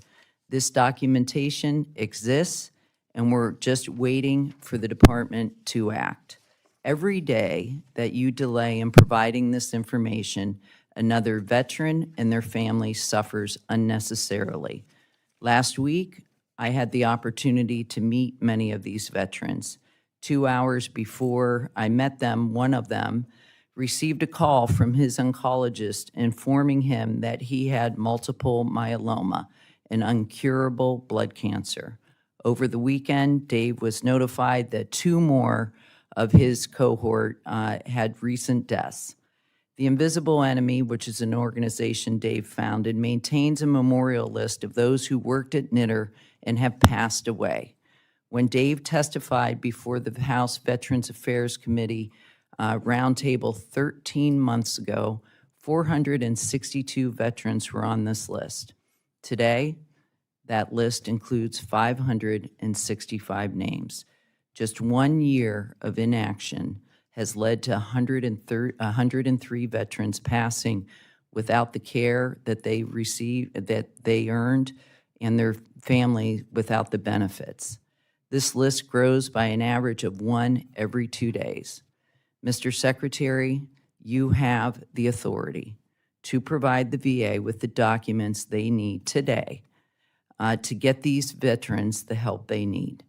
These veterans have been waiting far too long.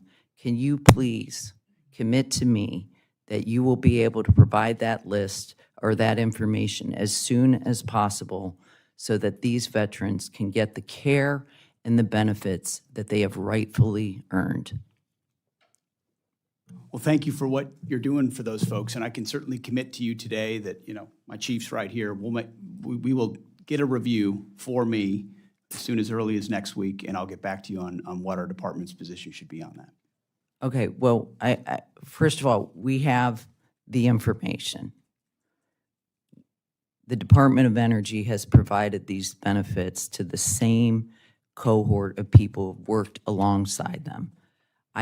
We cannot wait for another review. I'm asking for your commitment. I'm not talking about a full review. I'm just talking about a familiarization, so I understand exactly what you're talking about, wrap my arms around it, and then get you a response. It's not a situation I have all the facts on. I just want to Okay. get all the facts and understand it before I commit to something like that. All right, I just, like I said, 1 person every 2 days, 1 veteran who has served this country is dying and their families are going without the benefits they've earned. I can't express how urgent this need is. I thank you for your immediate attention to this issue. Thanks, gentlelady. Mr. Elzey. Thank you, Mr. Chairman. Mr. Secretary, General Caine, Jay, thank you all for being here. To all the staff sitting uncomfortably in very tight seats behind him, thanks for your dedication to our country. Master Chief Isom, you joined the Navy in 1987. Ronald Reagan was still president. You've been in uniform for 39 years. I'd like to thank you and your family for all the sacrifices that you've made. You're clearly the essential man, and I always want to point that out, that you've been serving in the Navy since I was a junior in high school, and so I'm very, very grateful. As we address $1.5 trillion request, I want to say I appreciate participating in the tabletop exercise at the Pentagon, and I encourage all my colleagues to attend and do that. It gives a very clear message on why we're asking, or you are asking for $1.5 trillion and how it's justified. As we move forward with contested logistics and as eventually this war in Iran will end, and the Indo-PACOM becomes the focus again. I'd like to see Congress fully fund the request for the Marine Corps McClellan-class LSM and the KC-130J for both the Navy and the Marine Corps. But the budget request breaks them up, and I'm not sure how you skin that cat. Moving to force protection and counter UAS, as we've seen in Iran, at nations that are somewhat far away from Iran, we've had a force protection and counter UAS issue as we've lost an E-3 AWACS, which is worth $500 million when we bought it, but it's irreplaceable, and there are fewer of those than B-21s. I think we're seeing the reach of UASs affect us in a way that we probably didn't anticipate, and we need to continue to use new companies that are developing new technologies to go after UASs. General, you addressed Karl von Clausewitz, so I'll use Sun Tzu as a counter. Even the finest sword plunged into salt water will eventually rust. And we deployed the USS Ford in June 24th of 2025. It's going on 11 months at sea, and as one of only 2 people in the room who have been on extended deployments on ships, myself and Master Chief Isom, I just want to point out, thanks to the families who are sacrificing, this is going to harm a lot of families, and as we realize that every conflict we've been in the last year has included the Ford, and it's been essential to our operations. It also points out the need for carriers, and I don't think 11 is enough, but also recognize that downrange, that's going to affect the availability and the readiness of our force going forward. So along with that, the capabilities that a 6th-generation fighter on the carrier are so important. As we've already seen, we've got the F-47, we're going to down-select the F/A-XX later this summer. General Caine, can you address why having both of those is so important? Well, first, sir, I want to echo your gratitude for the Ford. Yesterday, the air wing flew off, so we know that Oceana was a very happy place as those aviators fought through 800 feet broken to come up initial, as they should, after a record-setting deployment, so we welcome the Ford back. You know, my job, I won't comment on a particular program, but the job that I'm in now is to offer a range of options to include our ability to project power off CVNs of the future. So as our civilian leadership carefully considers that, I know that'll be in the mix if selected. And I know your colleagues in Virginia and in San Diego are all focused on the same, sir. They're going to have similar capabilities, but I think as we switch to the Indo-PACOM region, that as we talk about first, second, third island chains, which for most of the American people doesn't really mean that much, but the ability to have a moving airfield in the Indo-PACOM when we know that the Chinese, our peer adversary, have a number of hypersonic weapons that are going to be aimed at fixed points, such as islands where our forces are. It's just extremely important that we recognize that that a moving aircraft carrier with unique capabilities, which obviously can't be addressed in a place like this, that can shoot from outside the range of the capabilities of our adversaries is extremely important. I appreciate everything that y'all are doing. You are addressing an issue that hasn't been addressed in decades by asking for $1.5 trillion. It's a hard ask. It's going to be difficult for us to sell it, but I think it's absolutely essential for the defense of the United States, including a supplemental, which even people on my side of the aisle are saying they won't support. This is merely to refurbish and replenish that which we have expended in this conflict. It's absolutely essential for the defense of the United States, and the Chinese are watching. So thank you for all three of you and everybody in the room that works in this department. Thank you for what you do. I yield back. Thank you, gentlemen. Mr. Morelli. Thank you, Mr. Chairman. I appreciate this hearing, and thank you all for being here and for testifying. I just wanted to make a general observation, first of all. I do get the sense that sometimes people think that critical questions are unpatriotic, weak, or defeatist. I just want to say for the record, I don't think that's the truth. I think it's the opposite. And I appreciate, General Caine, you've mentioned civilian leadership and civilian control a number of times in your testimony this morning. We're the Congress. Civilian control that you have talked about begins and ends here, and that's the way the founders put in Article 1, responsibility for funding and for declarations of war are with the United States Congress. So I want to just mention that because I hear it all the time. And we are not in any way, when we ask critical questions, demeaning or in any way reducing our tremendous respect for the men and women of the military, the joint forces of the United States. So I feel like that needs to be said, and I appreciate the comments that you made, General Caine, about civilian control. Second, as it relates to mandatory spending versus discretionary, I think this is really important. This committee, the Appropriations Committee and the Defense Subcommittee, is given the responsibility by the Congress and by the American people to make sure that we have an appreciation for all the dollars, taxpayer dollars, that go into defending this nation. And questions, again, ought to be here. Transparency begins here. Oversight begins here. And mandatory spending avoids the responsibility this committee has to report to the American people on how our money is being spent. So I just, again, want to stress how important it is. I appreciate my friend Mr. Elsey's comments about the $1.5 trillion request. If it is so obvious to everyone and to the American people that that's the dollar amount we need, we ought not be going through this mandatory, discretionary, supplemental. Let's put it all on the table and let's make the case to the American people. You know, we've now waited since February 28th is, by my count, 11 weeks, 74 days since hostilities began in Iran, and trying to get a reporting of the dollars that have been spent in this has been excruciating, and it's been long. I think General Washington reported quicker to the Continental Congress than this has been in terms of reports to the United States Congress. And I would just in the strongest terms urge that we move forward and give this committee a full reporting on what the cost of this endeavor has been.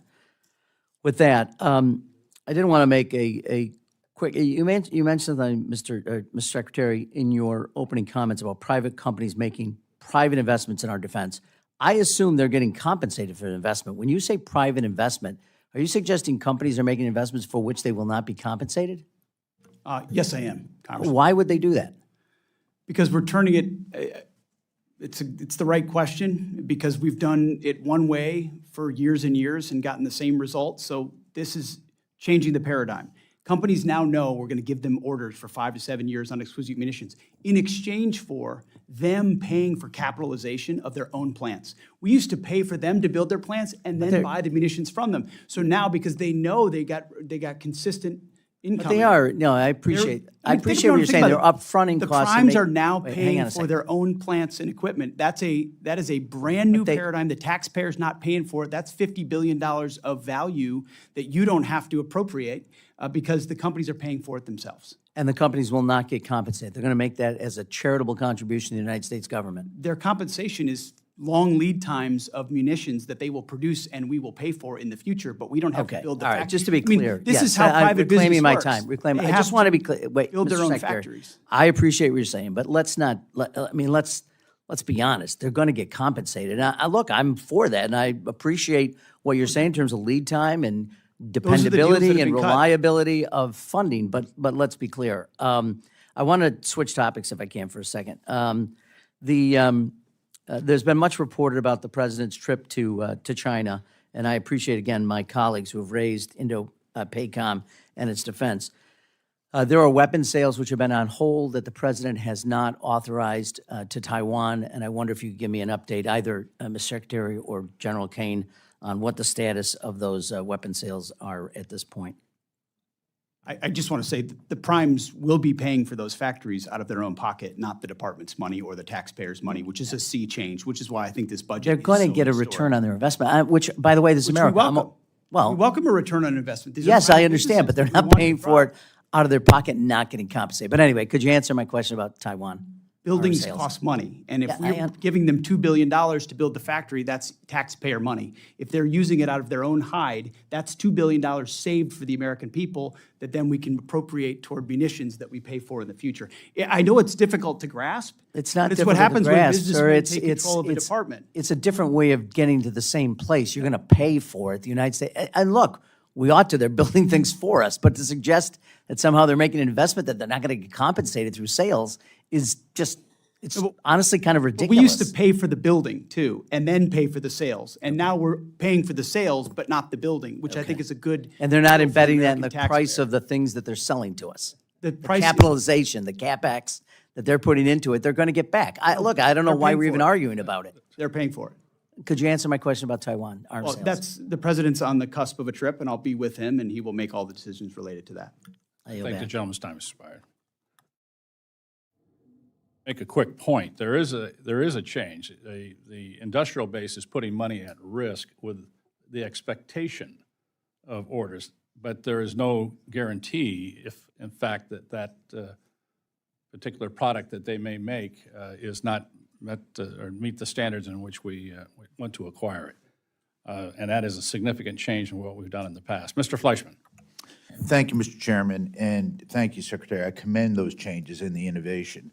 To everyone on this panel, thank you for a job well done. Thank you for what you're doing for our country. This is truly incredible. So let me start with that. As chairman of the Energy and Water Subcommittee, I'm going to take a little bit different approach. I'm deeply involved in the recapitalization and modernization of our nation's nuclear deterrent. As we are recapitalizing the entire strategic nuclear arsenal, I remain concerned about the lack of options lower on the escalation ladder available to the president. In theater, non-strategic nuclear weapons have remained essential to the credibility of our extended deterrent commitment to NATO. I've got a couple of questions to ask, but I'm going to ask General Caine and Secretary Hegseth. What is your assessment of our non-strategic nuclear capability gaps in the Indo-Pacific and elsewhere? What additional tactical nuclear capabilities beyond SLICM-N should we consider that would be most useful for reassuring allies, deterring our adversaries, and providing combatant commands and useful options in the worst-case event of a conflict?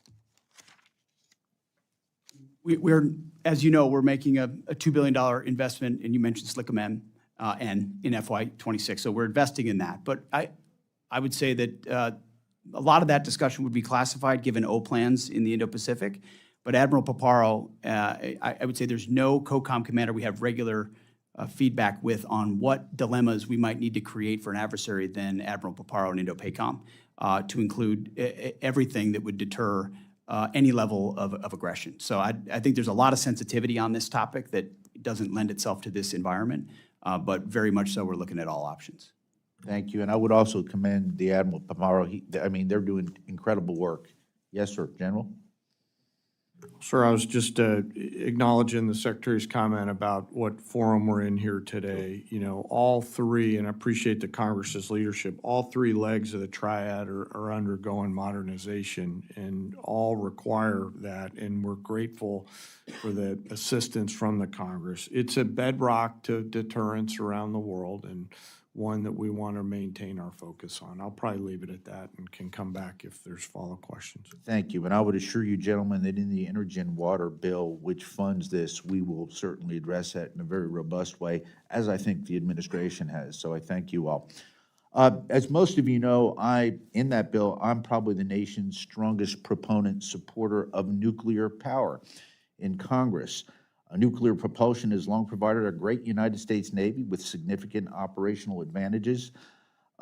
There's been tremendous progress within your department accelerating the adoption of nuclear energy as a means of providing resilient and long-duration power generation for military installations and forward operations. I'm excited about the Army's Janus program, and the Air Force just announced the first 2 air bases to receive microreactors. My question, gentlemen, is can you walk us through how the department is thinking about the role of nuclear power across the joint force, including naval propulsion and the use of advanced reactors for base and expeditionary power? What operational advantage did you see these technologies providing, particularly in the Indo-Pacific, and what can we be doing to accelerate and expand these efforts? In both incredibly important capabilities, microreactors and propulsion, whether you're looking at survivability, sustainability of basing and mobility within basing, and the expectation in the homeland or abroad that the lights are on and we can operate even if it's a contested environment.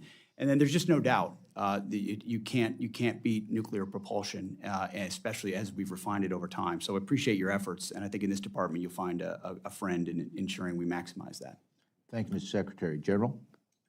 Sir, I'll just say that the Joint Staff has collaborated and continues to do so with all the combatant commands and services, the Secretary's team and office on OSW and the Congress to make sure that we're looking at the range of energy requirements that we're going to have and that we move from, frankly, in some cases, a reactive posture, no reaction into your nuclear point, but to a more proactive stance around how we're going to ensure energy sustainability in a range of situations that we could face. So we appreciate the chance to comment.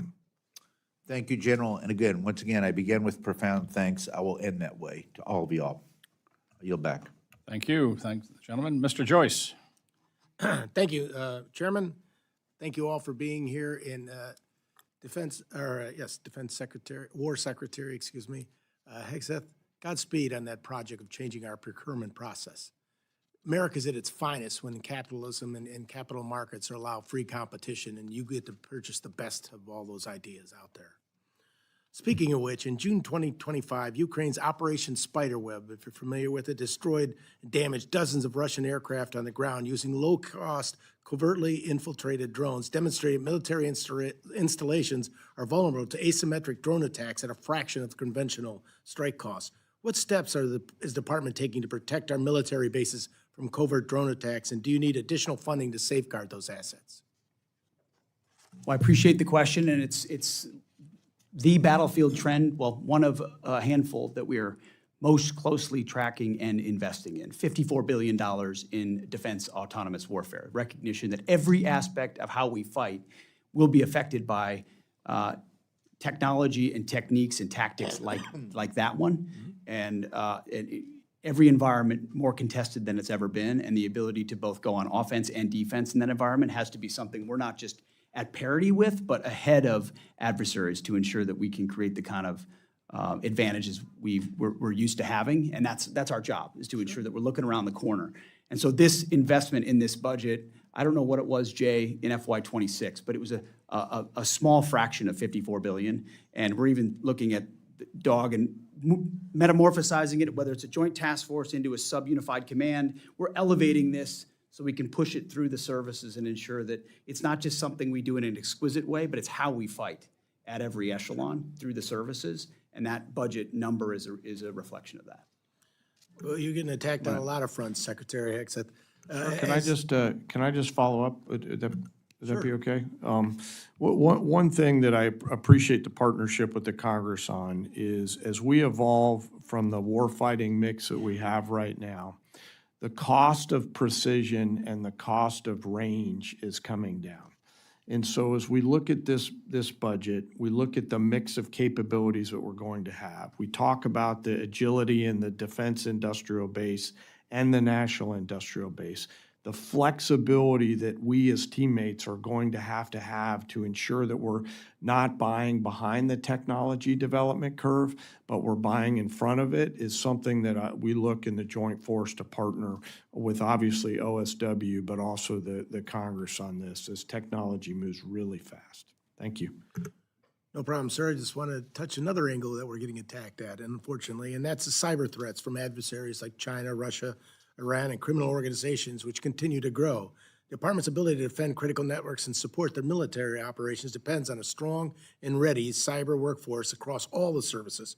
At the same time, unfortunately, you're competing with the private sector, which can make recruiting and retaining qualified cyber personnel challenging. Can you give us an assessment of where the department's cyber workforce stands today and what investments Congress can make to help you make that better? Appreciate that question. $20 billion in cyber, offense and defense. I think the biggest change we've made across the Joint Force is full integration of cyber as a warfighting domain, which it was always an appendage or something you might do. And I think when you look at operations, Epic Fury, Absolute Resolve with Maduro, the capabilities, so much of that was enabled by unique cyber capabilities that we need to stay ahead on. And so this, recognizing future adversaries could have more capabilities and more sophistication, both on offense and defense, this funds it properly. And I think we put a commander in charge there who's in General Rudd, who is infusing a warfighting mindset into that place and ensuring we're competing not just inside the military, but also for the best civilian talent to come into cybercom as well. quite important. And Secretary Hegseth, I hate to keep picking on you, but the Collaborative Combat Aircraft Program is one of the department's most significant investments in this next generation autonomous power. Can you discuss how the department is approaching the integration of these autonomous aircraft alongside crewed platforms and how the program fits in your broader effort to field affordable mass and strengthen deterrence in the Indo-Pacific? I can share some of it, but not all of it, because a lot of that is classified, but it is part of the future of how we will fight and a way in which we plan to stay far ahead of adversaries and create more dilemmas for them than I think they even imagine today. Thank you very much. I yield back, Mr. Chairman. Thank the gentleman. I recognize Ms. McCollum for any closing comments. Thank you, Mr. Chairman. I'll be submitting some questions for the record on behalf of Representative Capter. Last year, the President requested the first $1 trillion defense budget. Congress provided over $150 billion in reconciliation and $903 billion in discretionary spending. I continue, and I think you heard from many of us up here, that mandatory funding for defense is not a great idea. We should avoid it at all costs.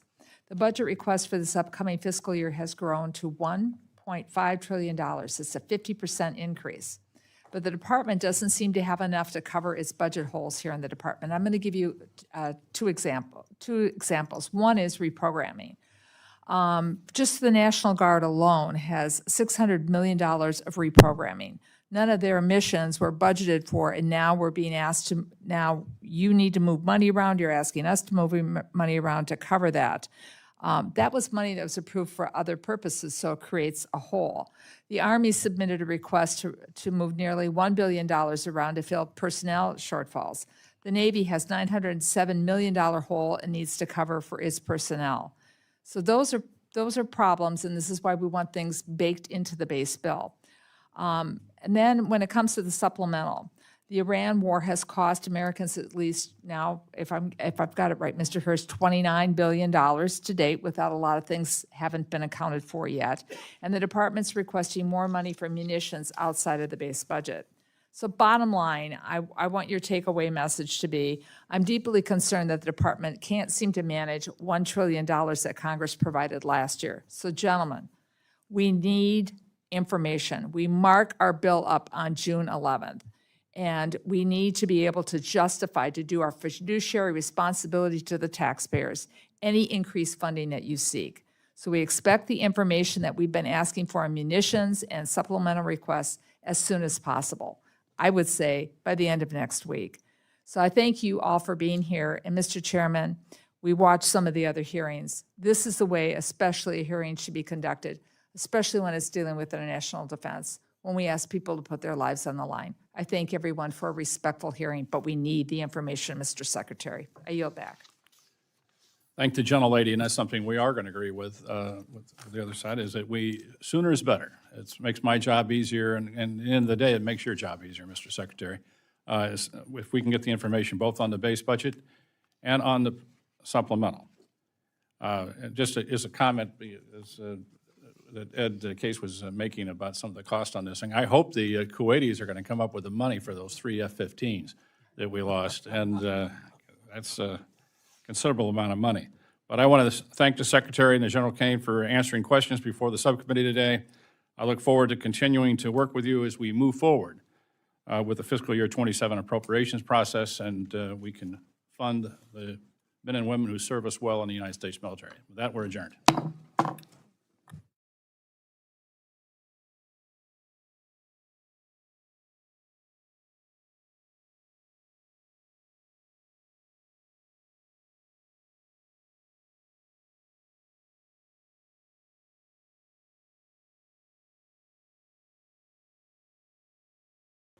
Everyone, the subcommittee will come to order. Secretary Hegseth, General Caine, welcome. Look forward to discussing the President's budget, and we appreciate the opportunity to do that today. Obviously, we have very good attendance. Today, the need for significant defense investments is as urgent and obvious as it is overdue. Quantity has a quality of its own, and the sheer scale of our defense commitments sends a powerful signal. But what goes under the top line also matters. The way this budget request is structured matters. This is not a $1.5 trillion defense appropriation request. It's a request for $1.1 trillion in base appropriations, and regretfully, another $350 billion in reconciliation.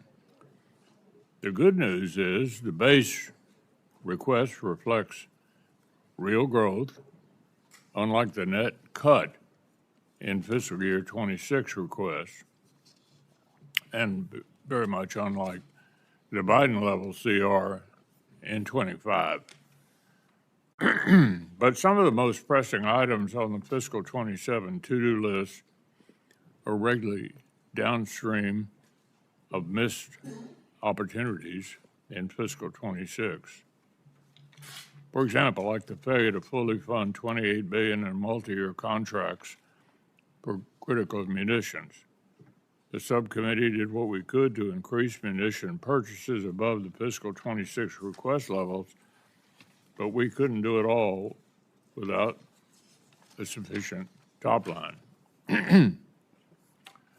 This year, the fiscal 27 request sets a higher top line, high enough, one would think, to build the department's highest priorities into the base budget request, instead of shunning them off into a one-time reconciliation request. Which brings me to the bad news. The 27 request fails to make room in the base budget for some of the military's top priorities. The distinction between base and reconciliation really matters. Base funding is what creates budget stability for the services and sends consistent demand signals to industry. And base funding is what gets extended by short-term continuing resolutions when work on a full-year appropriations is unfinished. As I said last year, reconciliation should be a supplement to, not a substitute for,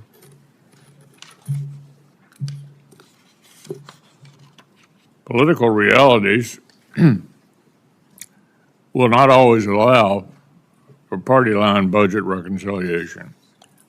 And if the department's top priorities aren't built into annual appropriations, we're actually taking a big risk. The department is right to make Golden Dome, munitions, and the F-35 program and drone dominance top priorities. But these key lines of effort only work if we put them on solid fiscal footing. So, why is the department requesting funding for multi-year munitions contracts, which by definition require steady year-on-year funding via a one-time reconciliation? And why risk some of the president's top priorities like Golden Dome by not firmly building them into the department's baseline? National missile defense will require sustained funding over many years, not a one-year expenditure. Other key platforms like the second destroyer and the E-7 battle management aircraft aren't requested in base or reconciliation. So, Mr. Secretary, you've been outspoken about the pace of America's armed forces as the most, quote, powerful, most lethal, and most prepared military on the planet. I'm as committed as you are to sustaining that role, but that's precisely why I'm confused by the administration's failure to prioritize key systems in the year-on-year base budget spending. So I hope you'll explain the department's current approach to allies and partners. The stunning success of Operation Midnight Hammer and Operation Epic Fury illustrates the importance of the access, basing, and overflight granted by our allies in Europe and in the Gulf. I'm as frustrated as anybody about Spain, but they are the exception to the rule when it comes to European allies carrying more of the burden. Likewise, it's impossible to conceive of U.S. power projection in Indo-Pac without the breach that comes from decades-old alliance relationships. So I want to hear the Department's view of the role of longtime allies in support of U.S. interests across the globe, because it's quite clear now that our expectation for European allies is no longer the focus of our own continent message that they received from your subordinates for most of the year. Our adversaries are working together to undermine America in the West, strained relations with our partners who are making generational commitments to collective defense and driving investment into American-made weapons and systems only serves our adversaries' interests and limits our capacity and deterrent power globally. So I want to hear about the future of capacity building with committed allies and partners. From the Baltic states to Taiwan and the Philippines, I expect the European capacity building investments intended specifically for Ukraine reach their destination without further delay. Wars in Ukraine and the Middle East clearly show that we have things to learn from our friends. If we want drone dominance, it makes perfect sense to deepen cooperation with the world's most drone warfare experts. I want to underscore this is not charity. When our partners are capable, deterrence is stronger, and the risk to our own service members is lower. This is true in the Middle East today as it was in Europe and the Indo-Pacific. And I think it's noteworthy that our allies in the Pacific have an interest in Ukraine, have sent representatives to NATO meetings. They're hoping for and expecting that NATO will play a worldwide role in defending democratic countries against these adversaries that we're all challenged by.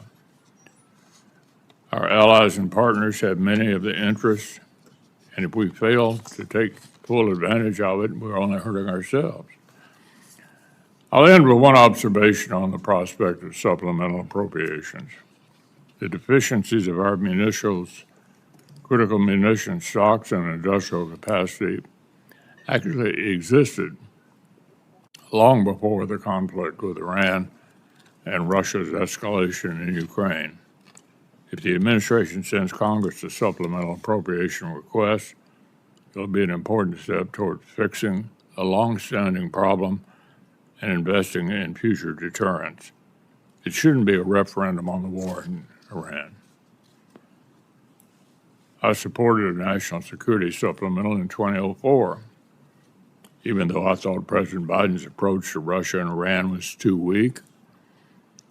I did it not because supporting Ukraine is in our strategic interest, but because these funds helped replenish American stockpiles and restore our own defense industrial base.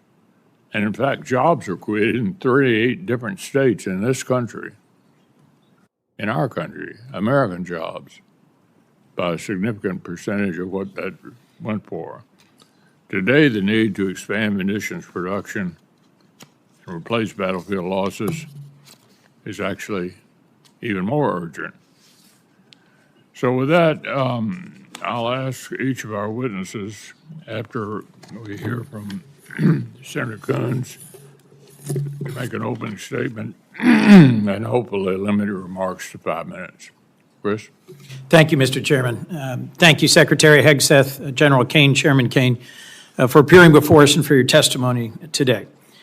Let me just begin by expressing my gratitude to the service and sacrifice of the 2.8 million members of the Joint Force and the civilians who support them, and in this urgent moment to focus on a few simple and clear questions. It bears repeating that the regime in Iran is a terrible regime that has the blood of thousands of American soldiers on their hands over decades, and that they pose a sustained and real threat to the United States and the region. and it bears repeating, that our allies are increasingly distanced from us as our adversaries are increasingly aligned. I agree with much of what the chairman said, including that we are in a moment of real contest and danger in no small part because Russia, China, DPRK, and Iran are partnering. Russia and China are helping resupply Iran and the drones that they're using to contest and close the Strait of Hormuz, to target and kill Americans and degrade our facilities. And so if our adversaries are increasingly aligned, I think a core question is, are we? We have so many questions, Mr. Secretary, about this budget proposal, this $1.5 trillion budget request. And at the core is going to be, what's the cost of the war we're in Iran? How long will it go?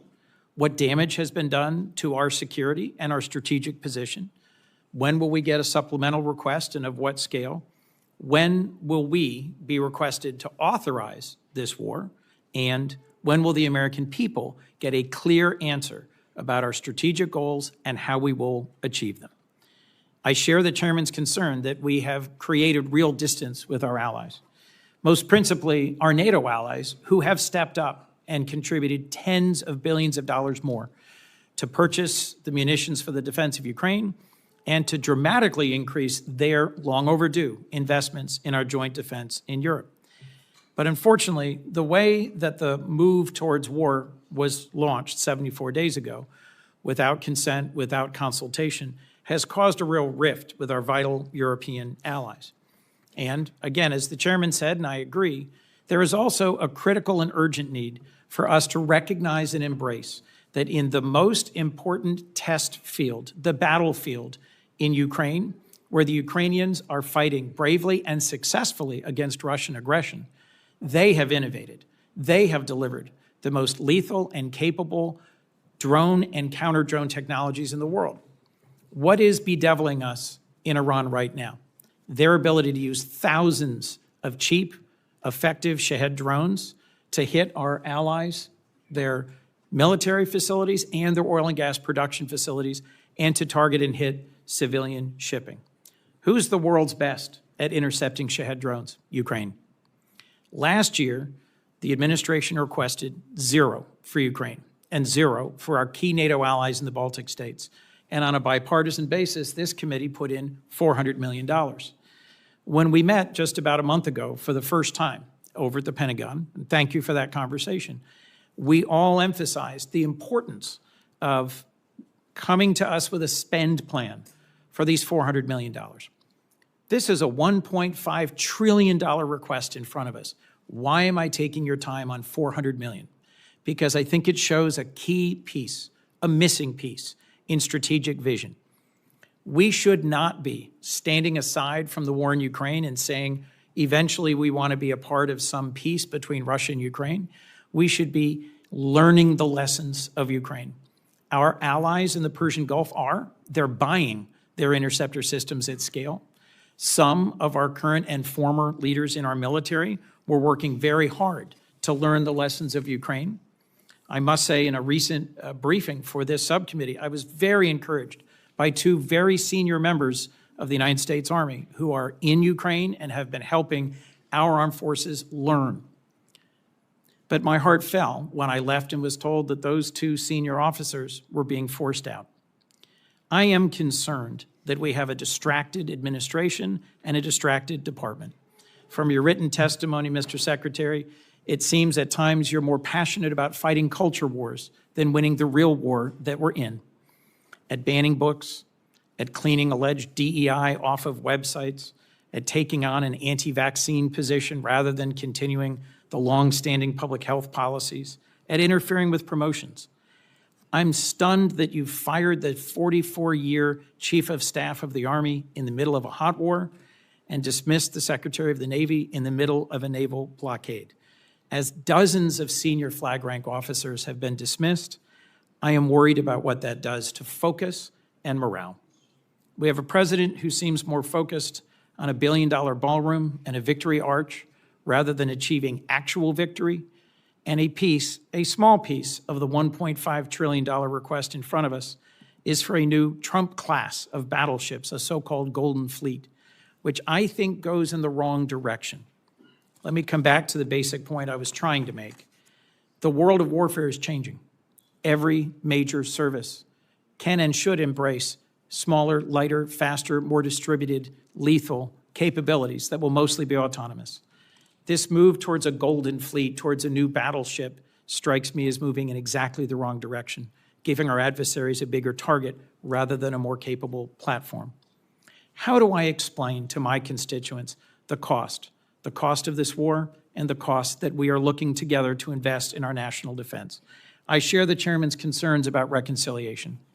Last year, $150 billion was provided to the department, but the mismatch between base year and 1 year, between long-term and short-term, caused tens of billions of dollars in errors in how shipbuilding was handled, errors in how new munitions are being acquired. And working together on a bipartisan basis, we fixed many of those problems. This year's budget proposal triples that request to $350 billion. I agree with you about the urgency of our national defense. In your written testimony, you lay out 4 key goals: defend the homeland, deter China, increase burden sharing with our allies and partners, and supercharge the defense industrial base. As you've seen in the last Congress, I've worked with you and with Deputy Secretary Feinberg on multi-year munitions. I cheer the goal of finally passing an audit in 2028. I think we have critical investments to make in our defense industrial base. I think we are absolutely in the fight of our lives as a republic to win AI and quantum, space and surveillance, and the capacity to fight drones and launch drones. But I'm concerned that you, sir, and this department is distracted by issues that are not focused on the core thing we need to achieve. I could not agree more with what you said in your written testimony. For a generation, the United States was largely distracted by open-ended wars of regime change and nation building. And as you summarize this administration's approach, we will not send America's best to advance foolhardy or reckless adventures halfway around the world. Mr. Secretary, I agree that the Iranian regime is a terrible regime. I am grateful for the service and the sacrifice of the Americans who've been wounded or who've lost their lives in this current conflict. But I do not understand the strategy. And as the average American is seeing the costs at the pump and at the grocery store, and as this committee is being asked to approve the largest single-year increase in defense spending in decades, I need to better understand the answers to the urgent questions I've put before you. Thank you, Mr. Chairman.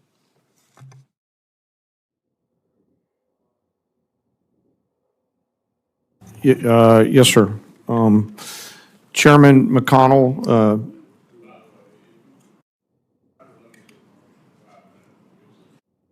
Just have plenty of questions. Go ahead. okay, John. sir. I'll try to keep it short. Ranking Member Coons, other members of this committee, thank you for being here. I'm honored to be here alongside the Honorable Pete Hegseth and the Honorable Jules Hurst to talk about this year's President's budget. I'm grateful for the opportunity today to speak with you about the foundation of America's strength, our 2.8 million members of our joint force. And I'm continually inspired by the soldiers, sailors, airmen, Marines, Coast Guardsmen, Guardians, and civilians standing the watch. They all could choose to do something different, but they choose to come serve our nation and do something more important than themselves.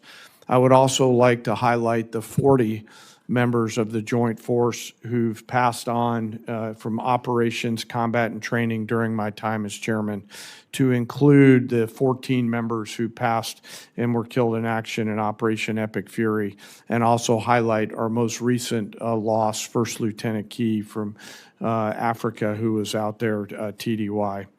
As chairman, my duty is to ensure civilian leadership has a comprehensive range of military options and the associated risks required to make our nation's most difficult and complex decisions.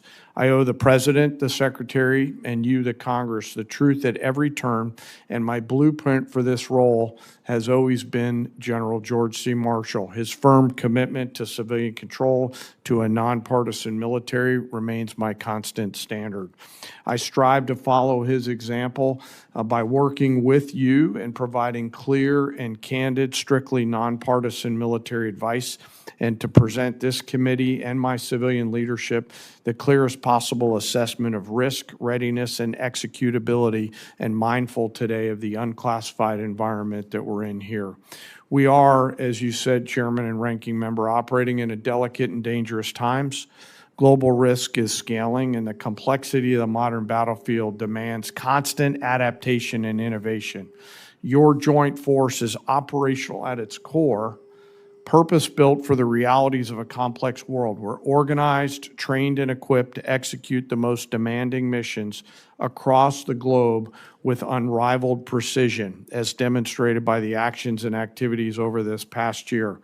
We are the most professional military on earth, and we're able to do these things because of the deep, enduring reservoir of training, professionalism, and commitment.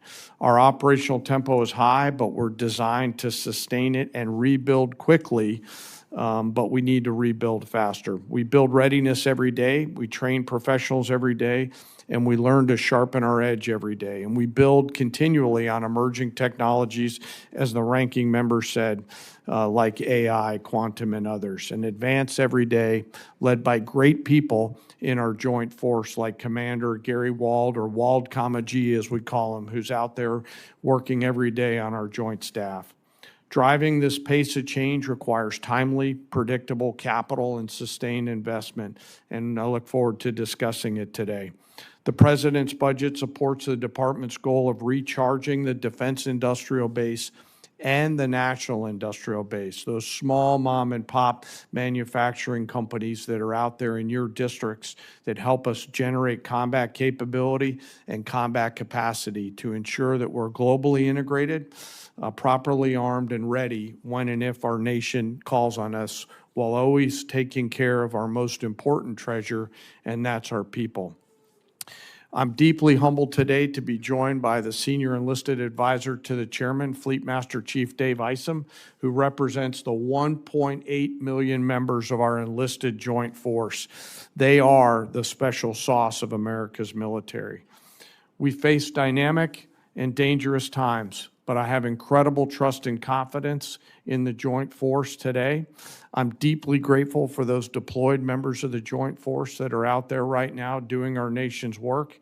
And I remain humbled by the gift of the ultimate sacrifice that those fallen have given us, not just for the 40 during my time in this job, but across the history of our great nation, and their families who continue to soldier on. Thank you, and I look forward to your questions.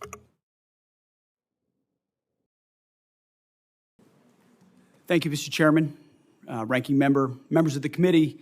Thank you for the opportunity to testify in support of President Trump's historic $1.5 trillion 2027 budget for the Department of War.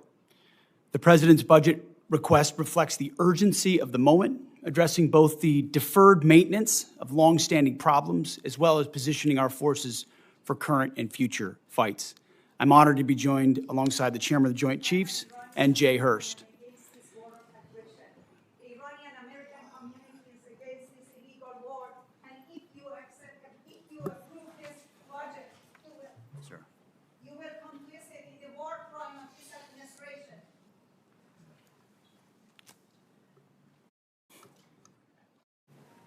If I may interject, I ask that we have order in the hearing room so we can proceed.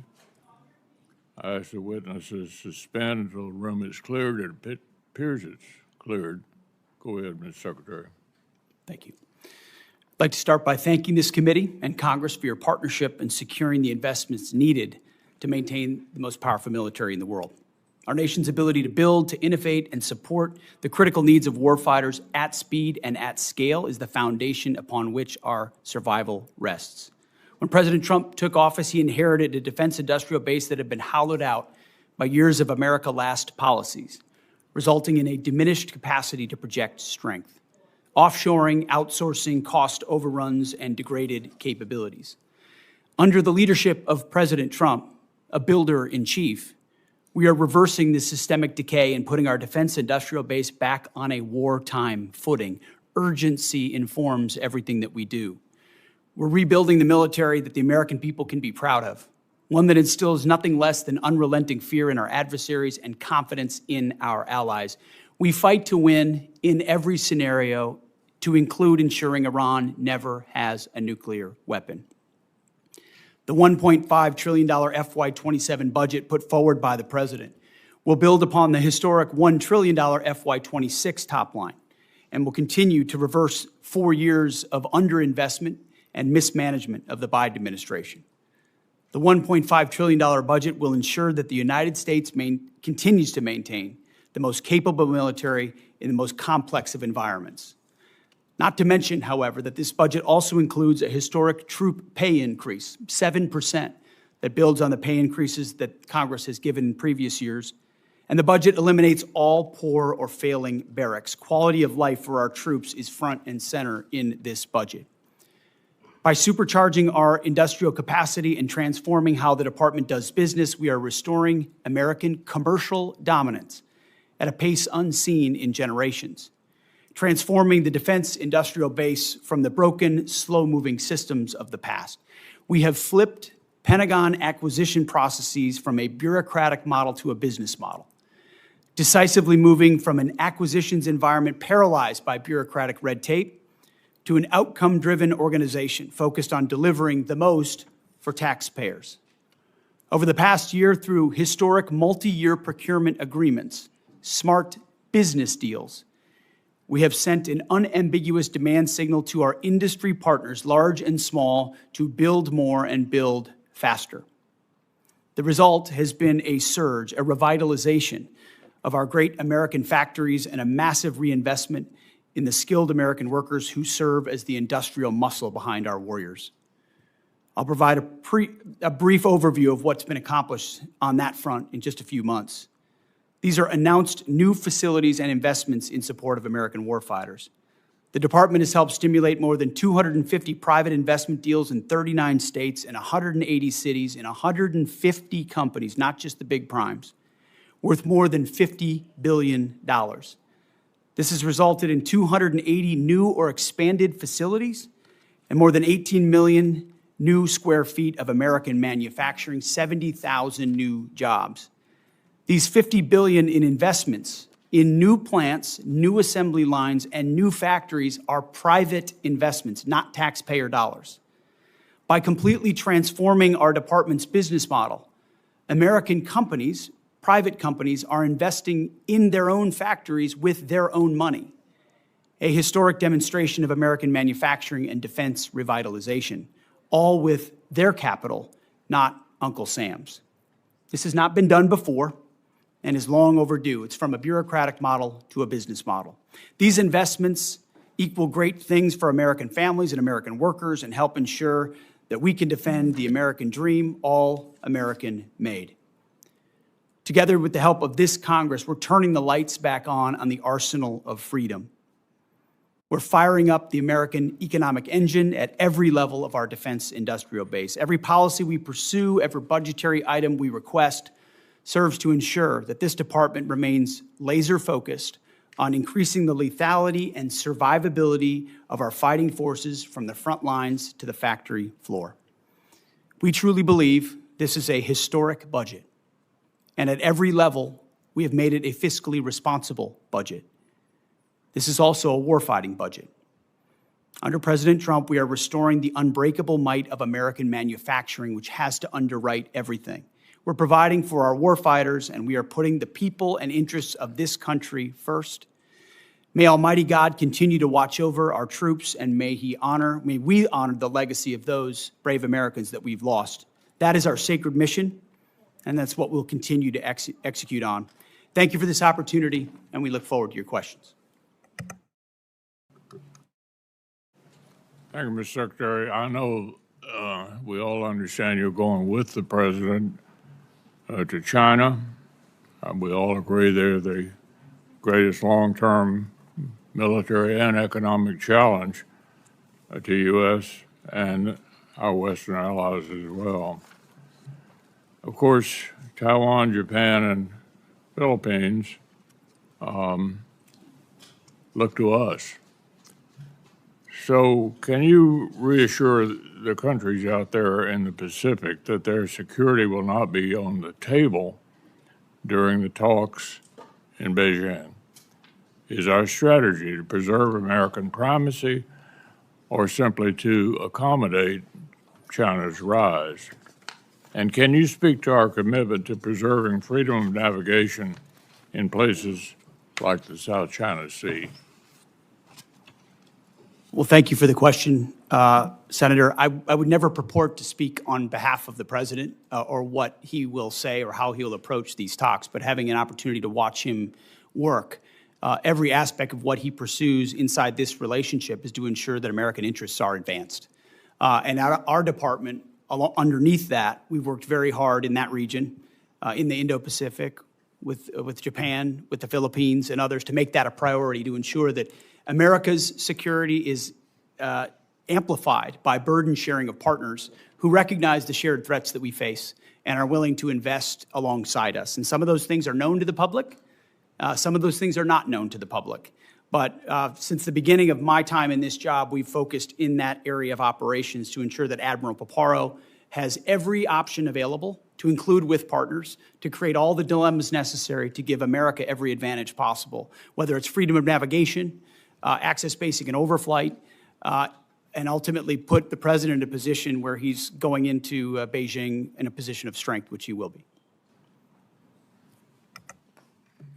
So would you be a little more specific about navigation, particularly in the South China Sea? I think what you've seen from this administration is a commitment to freedom of navigation. Take, for example, the BAM and the Houthis, which under the Biden administration, they allowed American ships to get shot at without consequence. And President Trump undertook that mission, Operation Rough Rider, for 50 days, and the Houthis stopped shooting at our ships. It wasn't a nation-building exercise. It was an advancing of freedom of navigation and our interests. The same would pertain to any waterway in the South China Sea. America's ships should sail freely, so should others in the international maritime sphere.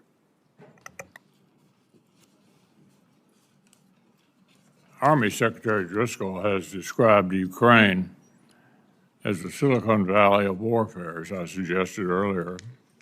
I think we'll agree on that. And the outcome of the war really matters to American interests. Is there a policy preventing senior department officials from traveling to Ukraine? Do you support or oppose senior officials traveling there? Senator, we've had many senior officials travel there, and we learn a great deal. In fact, I've personally approved additional personnel there to learn from that drone battlefield, both on offense and defense, to ensure that we're learning every possible lesson from that conflict and incorporating it in real time into how we defend and we go on offense in an era where drone dominance is required. And that's why this budget spends so much on drone dominance.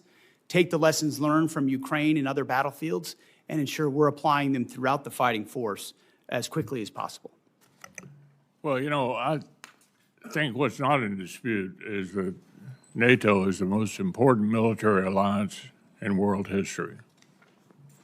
Nobody's ever pulled something together like this and held it together to prevent the worst for a longer period of time.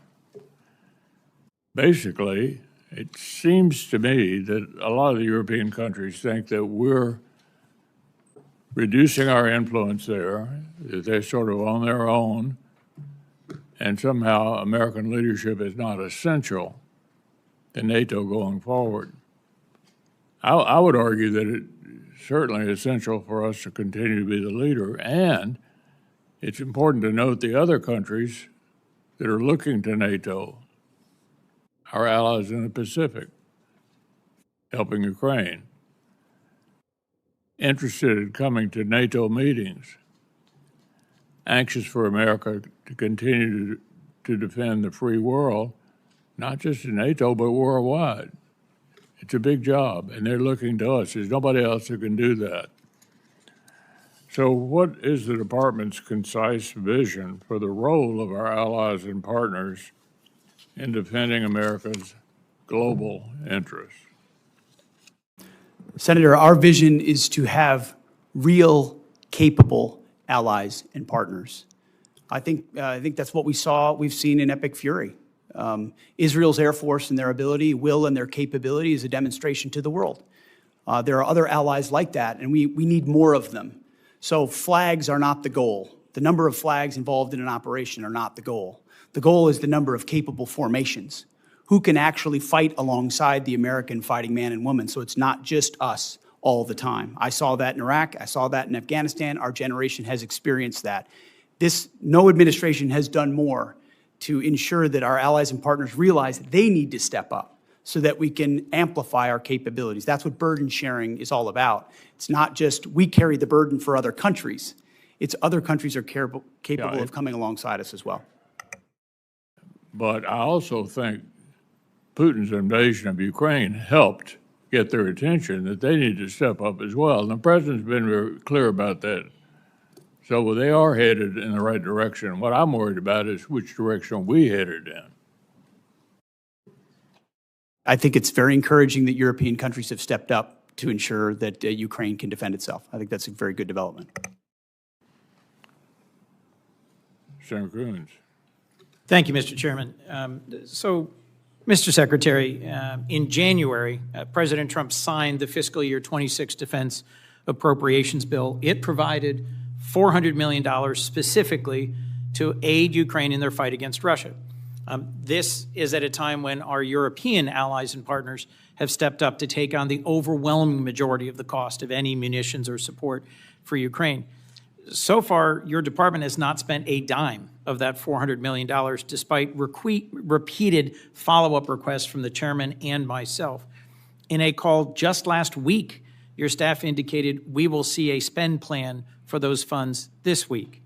Will you commit to spending those $400 million for weapons for Ukraine, and when will we receive your department's spend plan? I appreciate that question.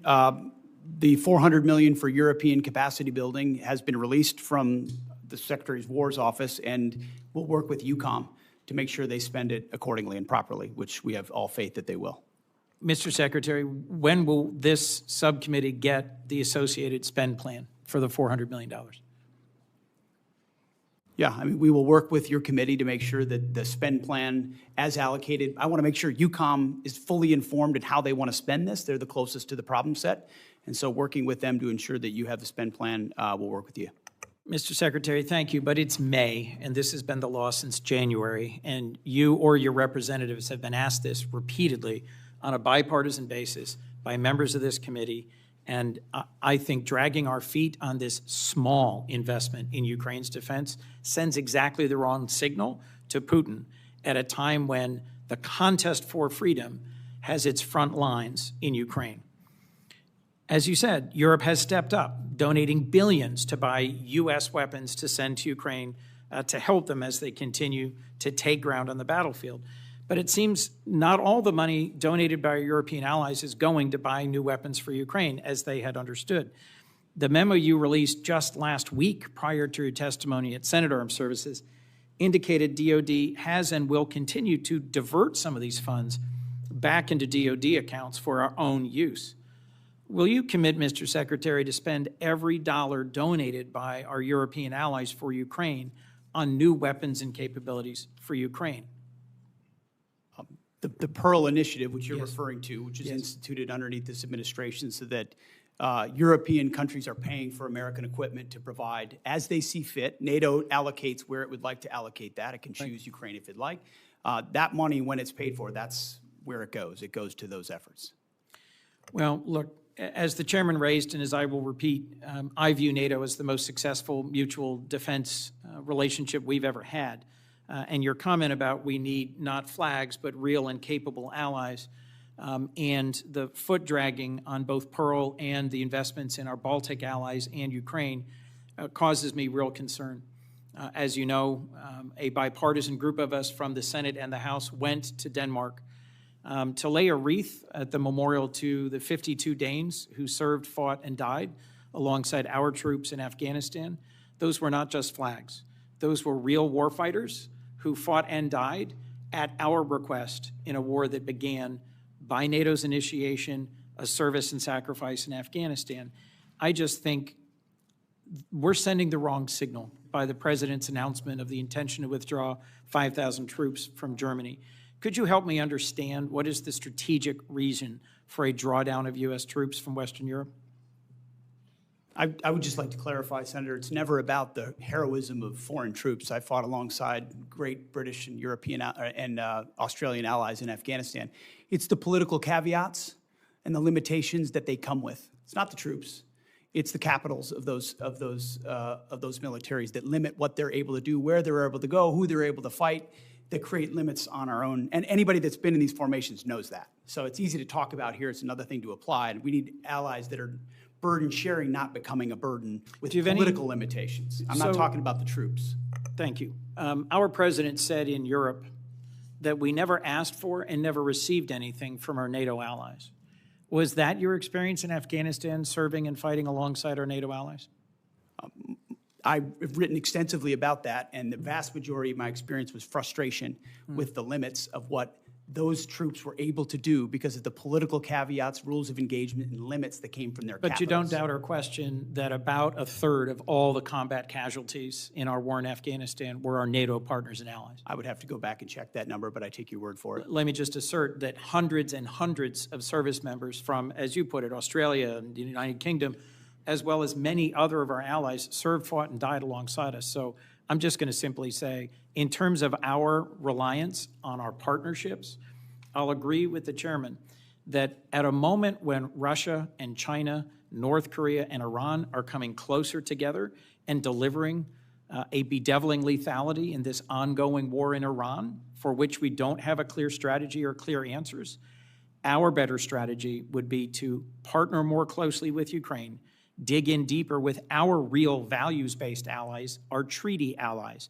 in the Western Pacific and in Europe, and together find a path out of this, rather than berating them and bullying them for not coming along in a war they were not consulted about or briefed on before it began.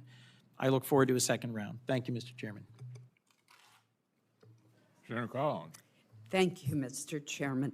General Caine, when the Department of War was planning its operations in Iran, did you anticipate the closure of the Strait of Hormuz and the resulting impact on oil supplies for many countries, including here in the United States, where we've seen gas, diesel, and home heating oil prices go up? I ask this question because there's historic precedent, obviously during the Iraq-Iran war, tankers were fired upon in the Strait. Senator, thanks for the question. As always, we have an incredible staff over at the Pentagon and down at USCENTCOM. And we always look at the range of military branches and sequels. I won't comment on any particular one because that gets to whatever advice I may or may not have given to the president, and I do that in private. But you should rest assured, as should the American people, that we cover and consider the full range of things all the time in our careful consideration of military actions and the advice and/or options that we present our civilian leaders. It seems to me that there's been a different plan almost daily with dealing with this problem, which is why I ask. Mr. Secretary, let me start by thanking you for visiting Bath Iron Works in the state of Maine. The workers were very pleased to greet you and hear your encouragement and praise. The Aegis destroyers play such a critical role in our national security, from intercepting Iranian missiles to supporting combat operations around the globe. While visiting Bath Iron Works, you correctly described the DDG destroyers as the workhorse of the fleet and emphasized maxing out on DDGs sends a message to the world. I was also delighted that you noted that Bath built is best built, a slogan of which we're very proud. I fully agree with all those sentiments. That's why I was alarmed to see that this year's budget request only includes funding for just one DDG 51. That's down from 2 in FY26 and 3 in FY25.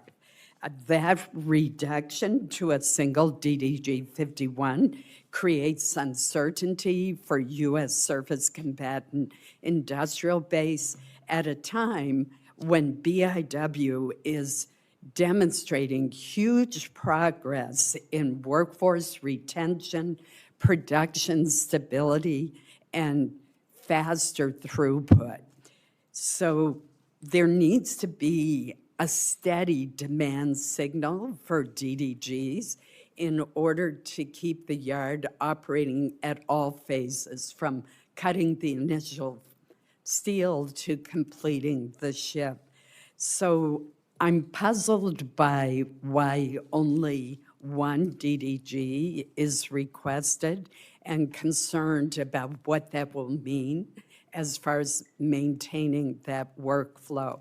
I'm particularly puzzled by the decision in reconciliation to request $1.8 billion for foreign-born surface combatants at the same time that there's the proposed cut for American-built destroyers. Wouldn't providing a demand signal for U.S.-built DDGs from the department help the industry further increase the speed at which these ships are being produced? And I'm sure when you were at Bath, they probably showed you the chart of the enormous progress that they are making. I appreciate the question, Senator, and it was a great visit, and it's incredible what they do. To both your questions, the answer is shipbuilding capacity. And that's why we invest, $65 billion in shipbuilding in our shipyards, is because the reason for a request of that number is the ability to build them and how quickly. And so as soon as that capacity is increased, which we anticipate this investment will do, then we look forward to ordering DDGs into the future, because they are the backbone of our naval fleet. Thank you, Mr. Chairman. Senator Ervin. Thanks, Mr. Chairman. I associate myself with the remarks of Senator Coons earlier about the $400 million for Ukraine, and I hope that it is allocated quickly. I'd like to ask a similar question about the $200 million in that same appropriation bill that was designated for the Baltic Security Initiative. Has that money been released? If it has not been, it should be. I don't know, has it been released? Senator, so I believe there was a mistake with how the appropriations bill was written. We're trying to rectify that through a reprogramming action to make sure we have sufficient funds in the DSCA account to execute BSI. It's 5 months after that bill was signed into law. How long will this take? I think it's contingent on the reprogramming action being approved by the committees of jurisdiction of the Department of War. So you're suggesting he has to go back through Congress for the current appropriation? I need to move money between DSCA accounts to execute BSI. That's right. Well, I can tell you, I would like to work with you to dispatch that money. It is needed for the Baltics and Poland and needed on a timely basis. Absolutely. I'd like to take a moment to reflect on the war in Iran, which you, Mr. Hurst, testified before Congress, has cost us $25 billion, 14 U.S. military personnel tragically killed, and a tenuous ceasefire in place. As I look at the achievements, Iran to date, led now by an even more extreme supreme leader. The global economy is held hostage to the standoff in the Straits of Hormuz. Our munitions stockpiles are dangerously depleted, and Iran is no further from a nuclear weapon than before our invasion. General Caine, the president has claimed on several occasions over the past couple of months that the war is over, that the conflict has been concluded. What were the goals of the U.S. conflict in Iran, and have we achieved them? Well, sir, I'm going to be mindful of my need to maintain trust with a variety of stakeholders in the job that I'm in, which includes you, the American people, the Joint Force, and the President. And to that point, only our political and civilian leaders set the national military objectives. Our military objectives have been clear the whole time around targeting Iran's ballistic missile systems, preventing them from threatening U.S. forces in the region, destroying the Iranian Navy, degrading its capacity and capability, and ensuring that they can't rebuild by focusing on their defense industrial base. I'll defer to the Secretary and the President on other strategic objectives, but that's what we've been focused on, sir. Do you feel that the situation in the Straits of Hormuz indicate a victory on our side? Sir, only political leaders decide victory or defeat, and that I'll leave it to them to opine on that. They are the ones who invoke or stop the use of military force. Well, then let me put it in strictly military terms. Can you explain to the American people who are facing these gasoline and diesel oil prices what is going on in the Straits of Hormuz, where Iran, which was attacked by us, seemingly as the Straits of Hormuz at a standstill, with 1,500 tankers waiting for either permission or peaceful circumstances to navigate? So I think militarily, it's a case where Iran is choosing to hold the world's economy hostage through their use of military power across their southern flank. And so I would encourage Iran to reconsider that. And I would encourage those allies and partners who have an opportunity to come assist with that tactical problem to do so. Could you explain to the American people why, with the vast investment we've made in national defense and military, how Iran, after they've been attacked by us, is still capable of stopping the traffic in the Straits of Hormuz? Well, sir, it's a complex situation out there with a lot of different small boats that are out there and other capabilities. Some of this is on the commercial traffickers. Some of this is on, again, back to the main problem, and that's Iran holding the global economy hostage through the Straits. I would encourage them to think wisely about their next moves and to take the opportunity to open the Straits. They have that choice to make. They certainly do. I guess the question in my mind is, as we talk about trillion-dollar-plus budgets for our military, it appears that a very small budget is holding us hostage in the Straits of Hormuz. Yield, Mr.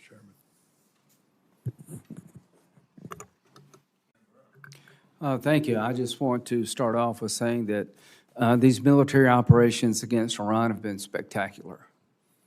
In a matter of months, we have degraded the largest state sponsor of terrorism beyond what I thought was possible, probably more to come. Mr. Secretary, 900 pounds of 60% enriched uranium, do we all agree that's what Iran has buried somewhere?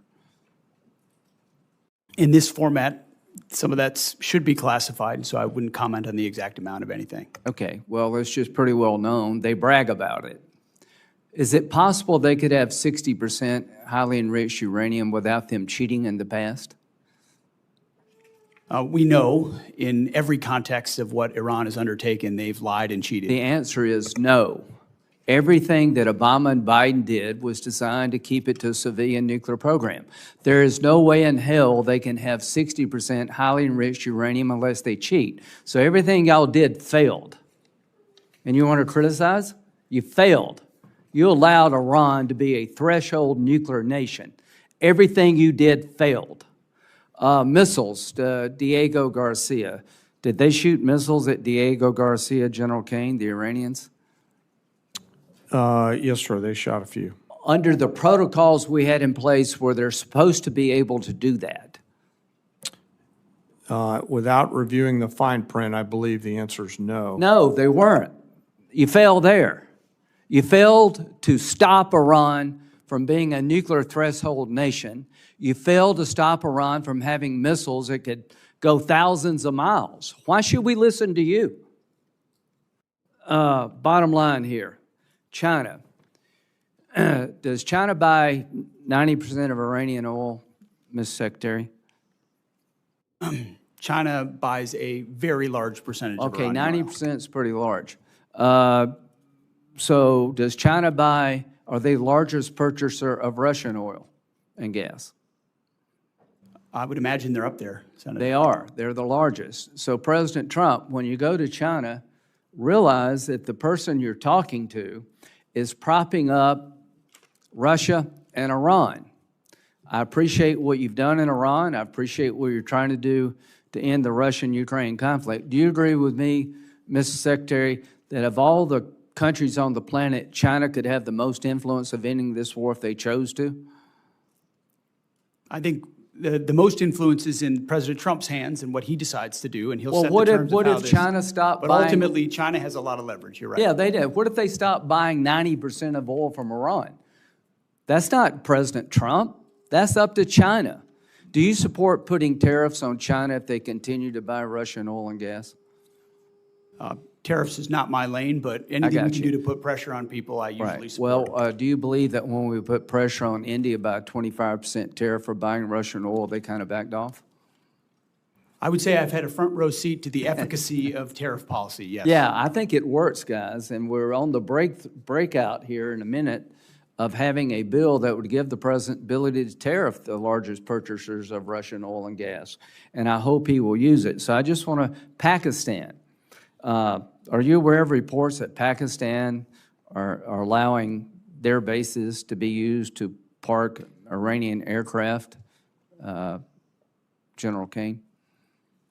Sir, I've seen one report on that. Well, is it accurate?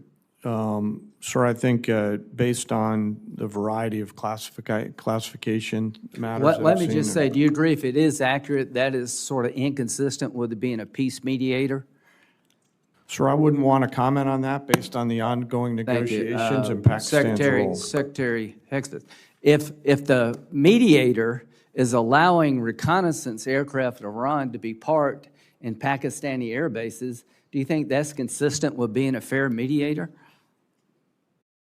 I wouldn't want to get in the middle of these negotiations. I want Well, I maximum do. efficacy I for want our to get in the people. middle of these negotiations.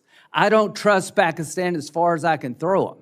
If they actually do have Iranian aircraft parked in Pakistan bases to protect Iranian military assets, that tells me we should be looking maybe for somebody else to mediate. No wonder this damn thing is going nowhere. So, you know, I appreciate all you've done. I'm very supportive of it. But when it comes to Pakistan and China, enough already. Thank you.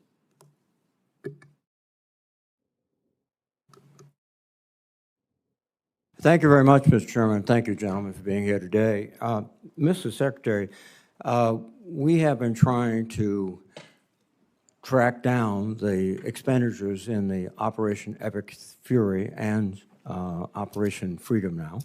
And we've sent letters, and we've got very few responses. We've been sending the letters since March 10th. We did understand that it was released that in the first 6 days, $11.3 billion was spent. And then recently, we were told $25 billion was spent. Today, I think the number is $29 billion. Can you provide some details as to what consists of that $29 billion? Have we counted everything? Yeah, Senator Reid. So I testified this morning to HACD that between the Joint Staff and the Comptroller staff, our operational cost estimate is now $29 billion. A lot of that increase comes from having a refined estimate on repair and replacement costs for equipment. Our munitions costs are fairly fixed. We think they're very accurate, and there's some O&M costs there as well. We're not making an estimate for MILCON at this time. We don't know what our future posture is going to be. We don't know how those bases would be reconstructed, and we don't know what percentage our allies and partners will pay for that reconstruction. So you do not consider installations that have been damaged in the conflict, correct? We just don't have a good estimate at this time. So it's not in the $29 billion. That's correct. Expended weapons, are they totally included within the estimate? Yes, to the best of my knowledge, we have a full count of the expended weapons. And weapons transferred to other countries in the region, are they counted in? I would want to double check to make sure we have that accurately. Please, I mean, you're coming up and asking for another significant supplemental, et cetera, and before we can, I think, reasonably appropriate additional money, we have to find out how the existing appropriated dollars have been spent. So that's critically important. And I know also that the budget asked for another $350 billion in reconciliation. How essential is that to your budget? I would say it's extremely essential to achieve the generational investment that the president is trying to make. But that would be on top of the $150 billion we received in the big, beautiful bill, which would be $500 billion, half $1 trillion in 2 years. And again, we're not getting, I think, the detailed spend plan, the detailed obligation plan for this. And without it, it's very difficult to say, just take the money and run. You know, we have a job to do too. Any comments, Mr. Secretary? We recognize that, and our you know, in a perfect world, everything's part of your regular order. This is a dynamic place with a lot of dynamic factors, and so in order to get where we need to with the historic investment for this department, we think this is the best allocation in order to get there, Senator. Well, I think detailed analysis, detailed data that we receive will help us make more sensible judgments. And, you know, we're just sort of vague generalities are not helping this committee make critical judgments. And the trade-offs are significant. Deficit is increasing dramatically. We have to be conscious of that. We also have to be conscious to helping American families just get by. And inflation just hit 3.8% today, which is I think the biggest numbers is 2023 or something. So we're fighting all these forces that are not directly connected to your mission, Mr. Secretary, but they are connected to our mission. General Caine, your observations on the future course of action in the Persian Gulf. We're in this tenuous ceasefire. What's your sense of the direction forward? Well, sir, I won't opine on a hypothetical. What I will assure you is that we retain and continue to hold a range of options for our civilian leaders. It would be inappropriate for me to opine on how it may go, but rest assured, we still hold many, many options. Have you been surprised by the resistance of the Iranians? Sir, as a warfighter, I always assume an enemy's going to resist. And the job of the joint force is to win at the time and place of our nation's choosing. So I always assume an enemy's going to fight, and I find that's the best pathway. I think so too, and you communicated that to the president as you advised him before the decision was made? Sir, as I've said respectfully before, I won't comment on my private conversations with the president in order to make sure that I maintain trust with him and with you and the American people and the joint force. That's a principled response. Thank you very much. Thank you, sir. Senator Moran. Chairman, thank you. Secretary Hegseth, welcome. I just returned Friday from a visit to China. And one of the things that is seemingly clear to me is that Taiwan remains at the forefront of the Chinese efforts, next steps in what they want to accomplish. And we have commitments, I guess, to defend Taiwan. You can explain that to me as you choose. What I would like to highlight is while Taiwan is still at the forefront, at least in the minds of the Chinese, the United States is seeing the Russian invasion of Ukraine, in which we're yet to some degree still involved. We're having deterrence in the Indo-Pacific in regard to China. We're conducting operations in the Middle East. All of that has drawn strategic capabilities from the joint force. One of the things I think we can do to augment our joint force is strong allied relationships, partnerships with others. Given the current threat environment that we are in and the scale of the global demands upon the United States, can you speak to how the department views the role of allies and partners in sustaining our global posture? And does the defense budget recognize, reflect the needs to strengthen allied integration and maintain credible unified deterrence? Senator, I appreciate the question, and I think foundational to it is a recognition that countries closest to the problem set should be most invested in ensuring that they can deter that adversary, which is why we want European capabilities to increase to deter Russian aggression. When you look at the Indo-Pacific, it's been a focus of our department since the day I showed up, whether it's ASEAN or Shangri-La or traveling to the region, going to South Korea, going to Japan, going to the Philippines, having them to our building to build out those relationships in a very real operational way. It's not about what we can sign. It's about what contingencies and dilemmas can we create for adversaries who may seek to expand their sphere of influence, whether it's militarily or economically or through pressure. And so I think while we've been involved in a lot of efforts around the world, through the President's leadership, we've reestablished deterrence. The world knows that America's word means something, from Maduro to the Houthis to Midnight Hammer to Epic Fury. When the President says you can't have a nuclear weapon, he means it. When the President says you're an indicted individual, he means it. Everybody sees that, including in the Indo-Pacific. And when you do that, plus build out your alliances, not based on talk, but based on capabilities, access, spacing, and overflight, training, interoperability in discrete ways, I think all the right people pay attention to that and see it. And that's been the focus in the Indo-Pacific for us for a while. And the budget request reflects those circumstance that you just described. Very much so. I would say Admiral Paparo, his request, his line items, his input was front and center in the build of FY27 to ensure allies and partners are considered. Yes, sir.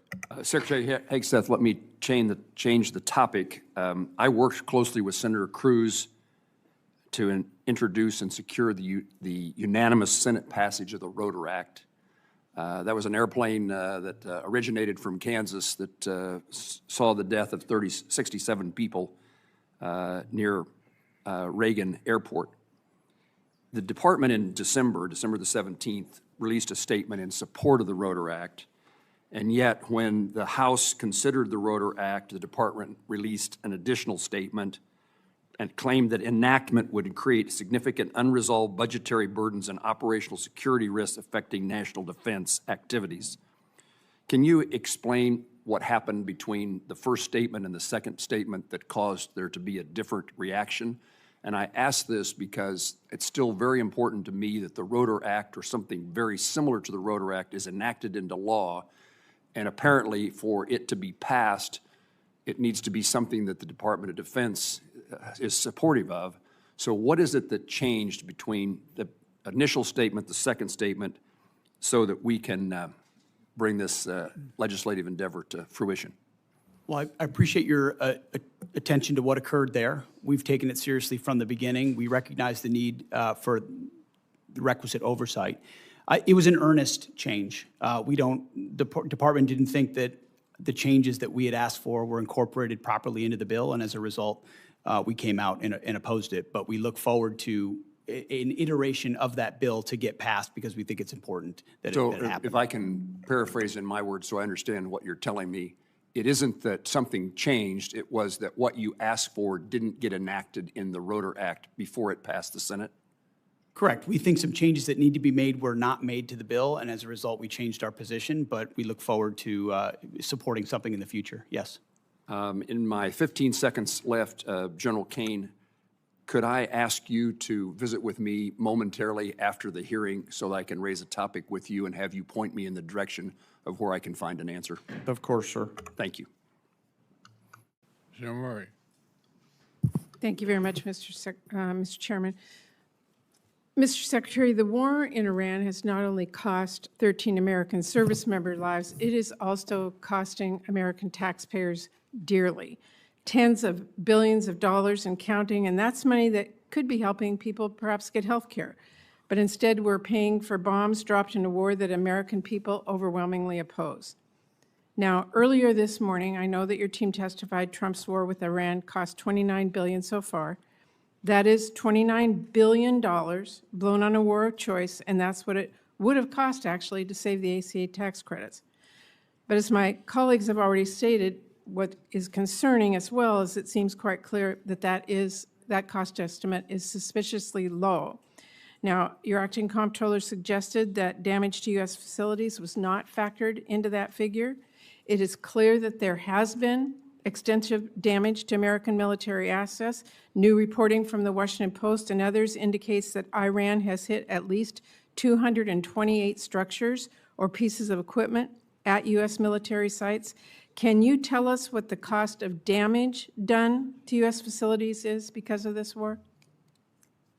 Well, I think Jay covered pretty clearly what we can or cannot share, but I would simply respond that, and I think it's an important point, considering what the president is undertaking, is what is the cost of Iran obtaining a nuclear weapon? And the fact that this president's been willing to make a historic and courageous choice to confront that, it comes with cost, and we recognize that. I understand and what we your honor judgment that, is. We have a judgment as well, and I'm asking if you can tell us, and at what point you can tell us what the cost of damage done to U.S. facilities is because of this war. Yeah, ma'am, thanks for the question. So for future posture in the Middle East, we don't know what that's going to look like. We don't know how we're going to design these bases. The damage to date, you do not have any cost estimate on it at all. For the military construction, I don't have a cost estimate to provide you at this time. Well, when will we get that? Again, it depends on what the future posture is, how we decide to To construct those date, bases. to date. You know what has happened to date. We can't get that number, and that is a real concern to us. Our job is to appropriate dollars, and we're just told it's coming, and we don't get it, so it's very hard to do our budgets. And right now, Mr. Secretary, people are paying $4, $5, even $6, $7 for gas, and American taxpayers are now on the hook as well for paying for this disastrous war.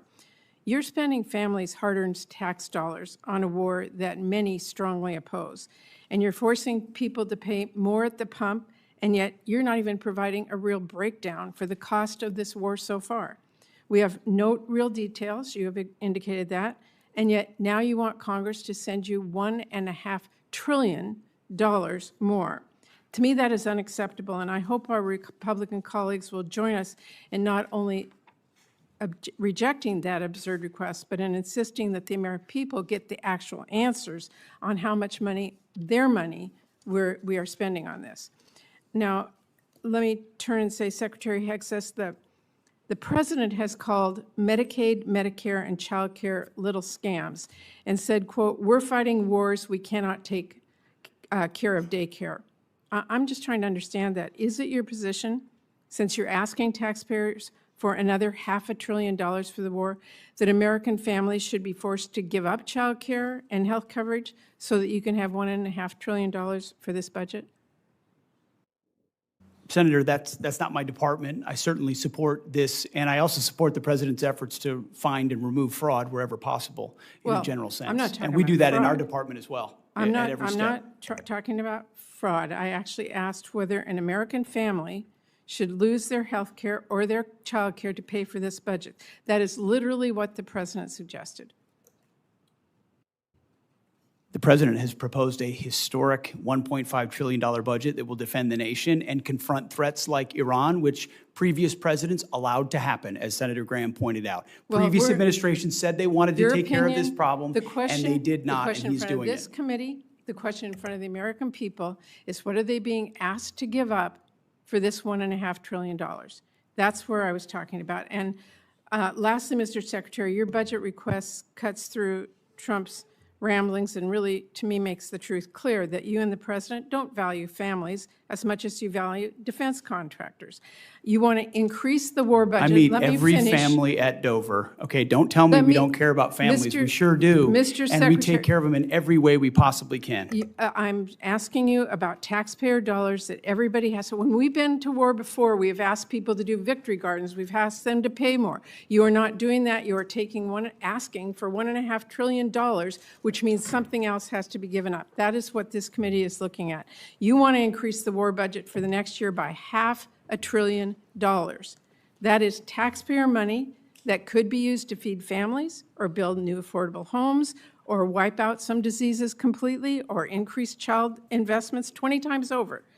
But you are asking us to blow it all on war, and that's not even counting the money that you have spent bombing Iran or that you may still request in a separate supplemental. And to me, this budget wasn't even strategically crafted. $1.5 trillion is like the president decided that was the number and you all filled in the blanks. So what I'm here today to say is you asked for a massive laundry list of unnecessary spending. It's a huge payday for defense contractors, and you still don't even ask to give DoD civilian workers a pay raise. And to me, this is absurd. I know you do not care what I have to say.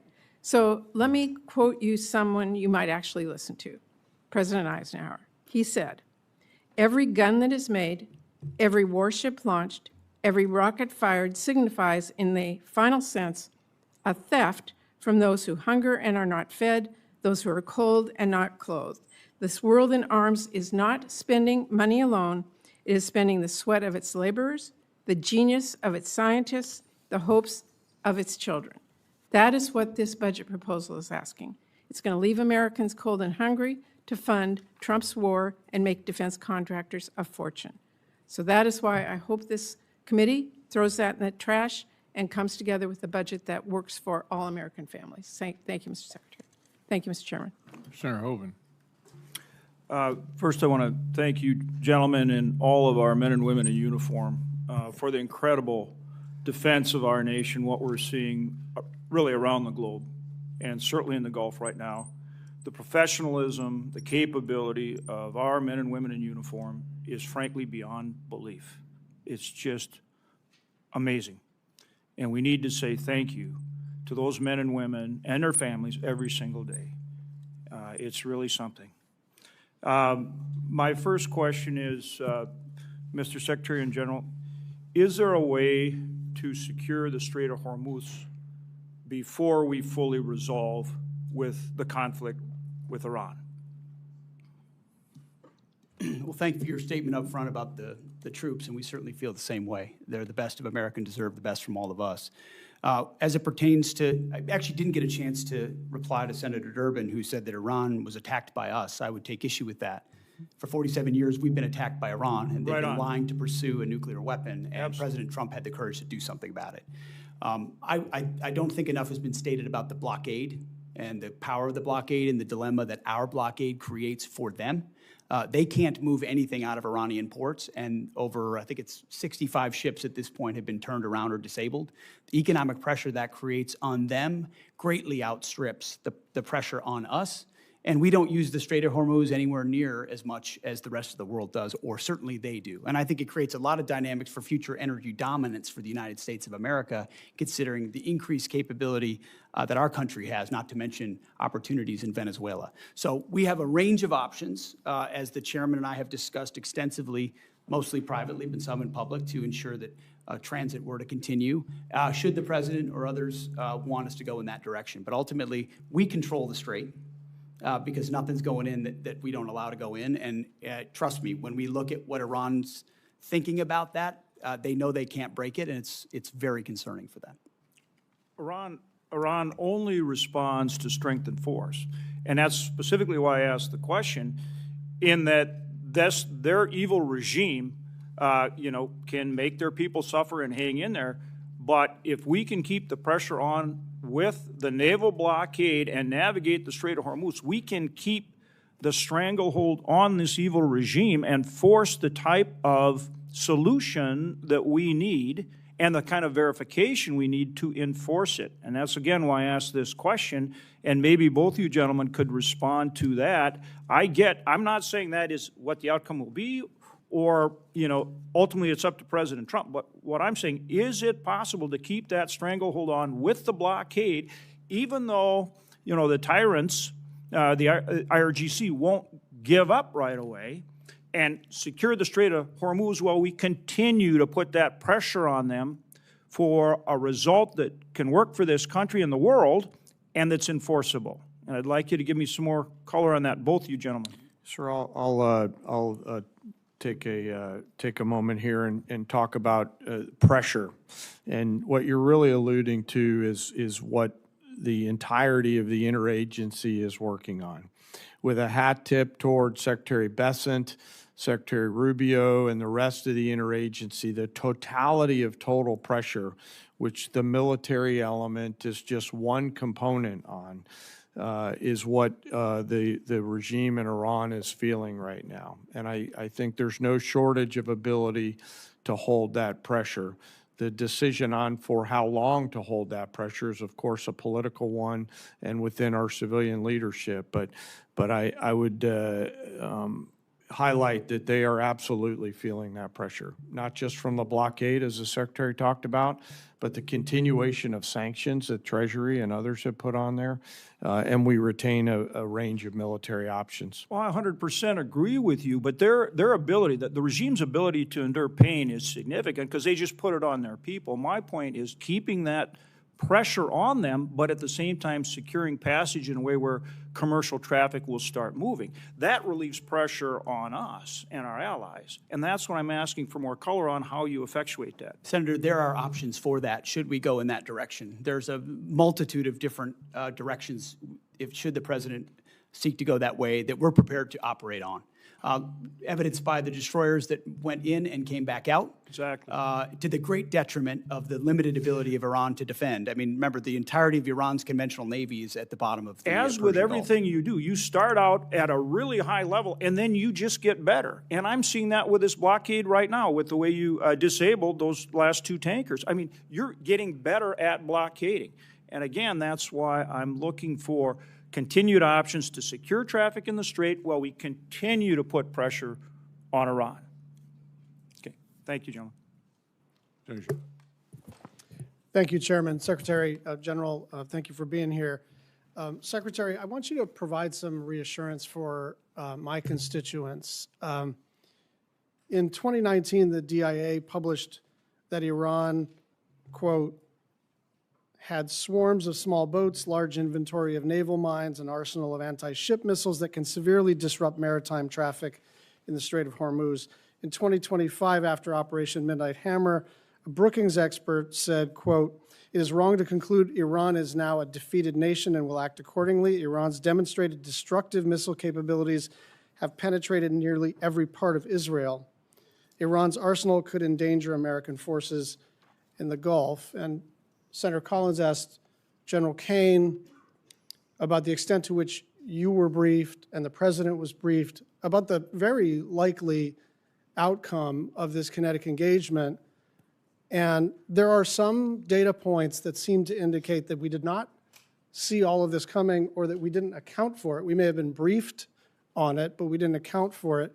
Parts of the THAAD and Patriot systems in South Korea were moved to the Middle East. This is after the war. After the war, munitions were moved from around the world to defend U.S. sites in the region. There was a rush to evacuate United States personnel, and Iran struck more than 200 structures and equipment at 16 U.S. sites. So, Secretary, can you just reassure us that this was all foreseen and part of the plan, or can you tell us whether there were any surprises here? Well, thank you for the question, Senator. I can reassure you that it was all accounted for. Every aspect of this was poured over by the Joint Staff, by civilian leadership, and represented in pursuit of a very clear goal. And the chairman laid out correctly what the metrics militarily were from the beginning, whether it's ballistic missiles, Iran's Navy. You know, you can't contest a blockade if you don't have a conventional Navy, destroying the defense industrial base. But it was all in service of ensuring Iran never has a nuclear weapon. So as a for example, I mean, that was, so I want you to know, it was all seen through the lens of preventing Iran from having I understand that's the underlying region or us. objective, and I do not dispute the military success. I don't think there's any doubt that when the most powerful, most well-funded, most technologically advanced, most disciplined, most trained military in human history sets out to do something, they almost always accomplish it. And so that's not what I'm talking about. I'm just wondering why we're moving THAAD assets from South Korea after the war started. I'm just wondering why there was a scramble to evacuate personnel, and I'm wondering why the President of the United States, our Commander-in-Chief, said that he was shocked that Iran would retaliate by striking other countries in the region. This was not just foreseeable, it was foreseen. It was, you know, this is, you don't need to get into a skiff to understand that their likely play was to asymmetrically retaliate and then to close the strait. And then it happened, and then the president said, gosh, who could have seen this coming? I'm just trying to figure out, for those of us on the left and the right who are wary of regime change wars, who are wary of happy talk, who have learned through terrible experience the cost of this kind of adventurism. Why is this any different, and why didn't we see this coming? I appreciate your lauding of the force up front, and earnestly, that it's the greatest fighting force on planet Earth. But that was the same fighting force that surrendered to Iranian fast boats under the Biden administration. We all remember the pictures. Remember the Americans with their hands above their head at gunpoint to the Iranians? It's because they didn't have leadership like President Trump, who empowered them to do what was necessary. The Biden administration allowed them to pursue nuclear ambitions, didn't do anything about it. President Trump stepped in. We factored all the risk and ranges of options, put in maximum defensive capability for our troops as we could in real time, empowering the CENTCOM commander with everything he needed to ensure this mission could be as successful as possible, knowing there are branches and sequels of every operation that have to be accounted for. I'm going to factor the Navy. You might wonder, why would you sink the Navy if you're trying to prevent a nuclear Iran? There's reasons for that, because you're planning for contingencies in other ways that this could go as well. Secretary, I'm trying to stay on time here. I hear what you're saying. I just don't hear an answer to the question of why we had to take certain actions that could have been taken before the kinetic engagement and would have kept our assets and our personnel more safe and would have looked and actually been more planful, more thoughtful, more well executed. Why are we doing all of this stuff as if it's a scramble if all of this stuff was foreseen? I think I'm quite confident, along with the CENTCOM commanders, that we took every action possible to ensure that we were prepared for this conflict. Thank you. Murkowski. Thank you, Mr. Chairman. Mr. Secretary, gentlemen, thank you. I wanted to start off my questions with a focus on the reconciliation package. I know that it has not yet been introduced, but we're told $350 billion. Here's my concern, and I'm just going to be really direct. We've got a second reconciliation that we're going to be dealing with in these next few weeks regarding immigration enforcement, and we're halfway through a calendar year. A third reconciliation may or may not happen. I'm just being direct and upfront. I think certainly the focus will be to try to move us to that. But here's my concern. If we have a $350 billion sitting in the reconciliation package, you look at what is contained in that. 53 of your 85 requested F-35s. So I look at that and say, wow, if the reconciliation bill fails or doesn't advance, you drop below your own FY26 fighter procurement baseline. Over $53 billion for drone dominance. I think this is all something we support. Over $113 billion for munitions production and industrial base investment. There's other areas. So here's my question. I worry about us banking on a third reconciliation package. I know we don't want to engage in the speculative here, particularly if it's a negative, but I'm worried about the committee accepting a defense budget where effectively a quarter of it, including some of the bread and butter procurement requirements, depends on a third reconciliation package that may be an uphill climb. And so I don't know, Mr. Secretary, if you can kind of walk me through why I shouldn't be worried about this, why what is included in the base budget bill will be the good coverage that we need, and it is not necessarily dependent on an additive of the reconciliation. Senator, I appreciate that perspective and share your concern. That's why one of the main efforts setting aside operations and everything we do in real time for the troops is ensuring that both the base discretionary budget and reconciliation are passed so that President Trump's historic budget is realized. Because of the underinvestment of the past, whether it's continuing resolutions or Biden budgets, we need to supercharge our defense industrial base, our munitions into the future. And so our entirety of our team and our department is running in the same direction to ensure that reconciliation as swiftly and as clearly and cooperatively as possible is passed alongside the base discretionary budget. Well, I understand that, but I just need you to understand our concern here, that you've got your base budget and then you have the reconciliation. I want to ask about the Iran authorization. No great secret around here. I have been talking about an authorization of use of military force. I understand that the administration has made clear that you believe that the actions taken thus far fall under the President's Article 2 authority. I think reasonable people have disagreed about the boundaries of presidential war powers for a long time, but the war powers resolution is pretty clear here. It requires the President to terminate hostilities within 60 days, absent congressional authorization. I think it's important that we in Congress actually assert our own role and responsibility to this. That 60-day clock expired April 28th. And then on the 1st, the administration sent letters to congressional leaders asserting that the hostilities has ended.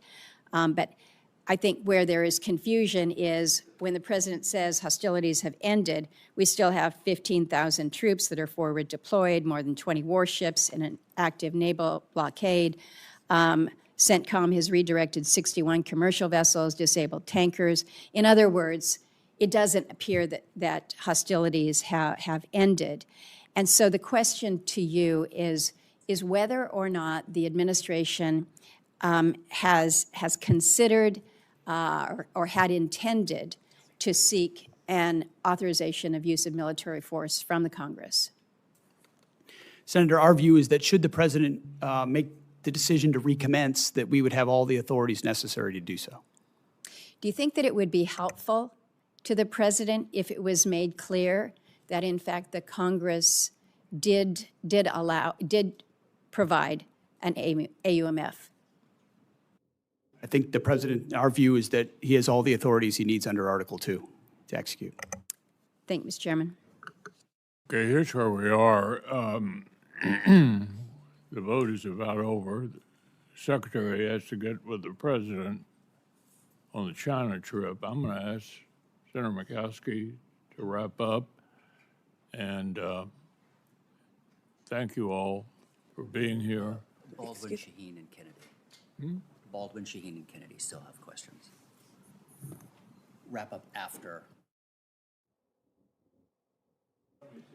Hold here.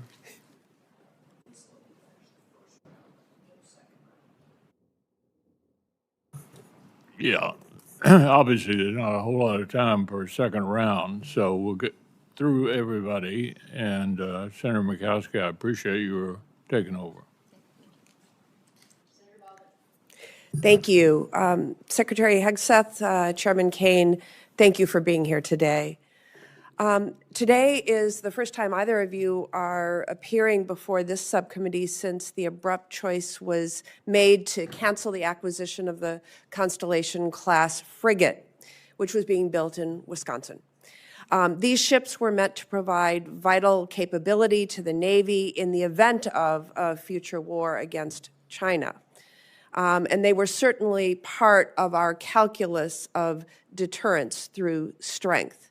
Canceling this program placed thousands of jobs in Wisconsin at risk and left our fleet less prepared.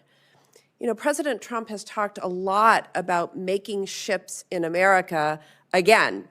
But I have to tell you, dramatic and misguided decisions like this pull the rug out from under our shipyards.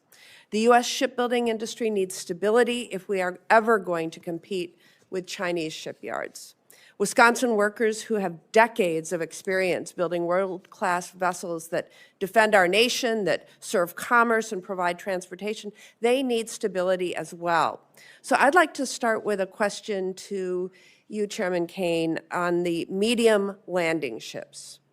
The Navy's new amphibious ships, which will now be built at the same Wisconsin shipyards working on that were working on the Constellation class less than a year ago. How important are medium landing ships to future U.S. operations in the event of a war with China? Well, Senator, thanks for the question, and I do want to highlight, no matter what the policy decisions are, the great workers up there and in your state, and as the Joint Force considers the options that the medium landing ship would bring to the table in terms of assuring a mobility gap, in filling that gap and allowing us to project power at the Secretary and the President's choice in choosing. While not stepping into the Navy's boundaries and mindful that the CNO and SECNAV and acting SECNAV in this case will have views, I hope we'll carefully consider this capability and then, if appropriate, bring it forward to the Joint Force. Yeah. Well, unfortunately, the department included the request for funding the construction of 6 medium landing ships in that partisan part of the budget request, the reconciliation, which is in danger of potentially not even passing this year. To be frank, it does not give me confidence that we are taking this program seriously. What would the impact be if Congress did not appropriate funding for the medium landing ships in fiscal year 27? And are you comfortable with the pace that the Navy is planning on building them, Chairman Caine?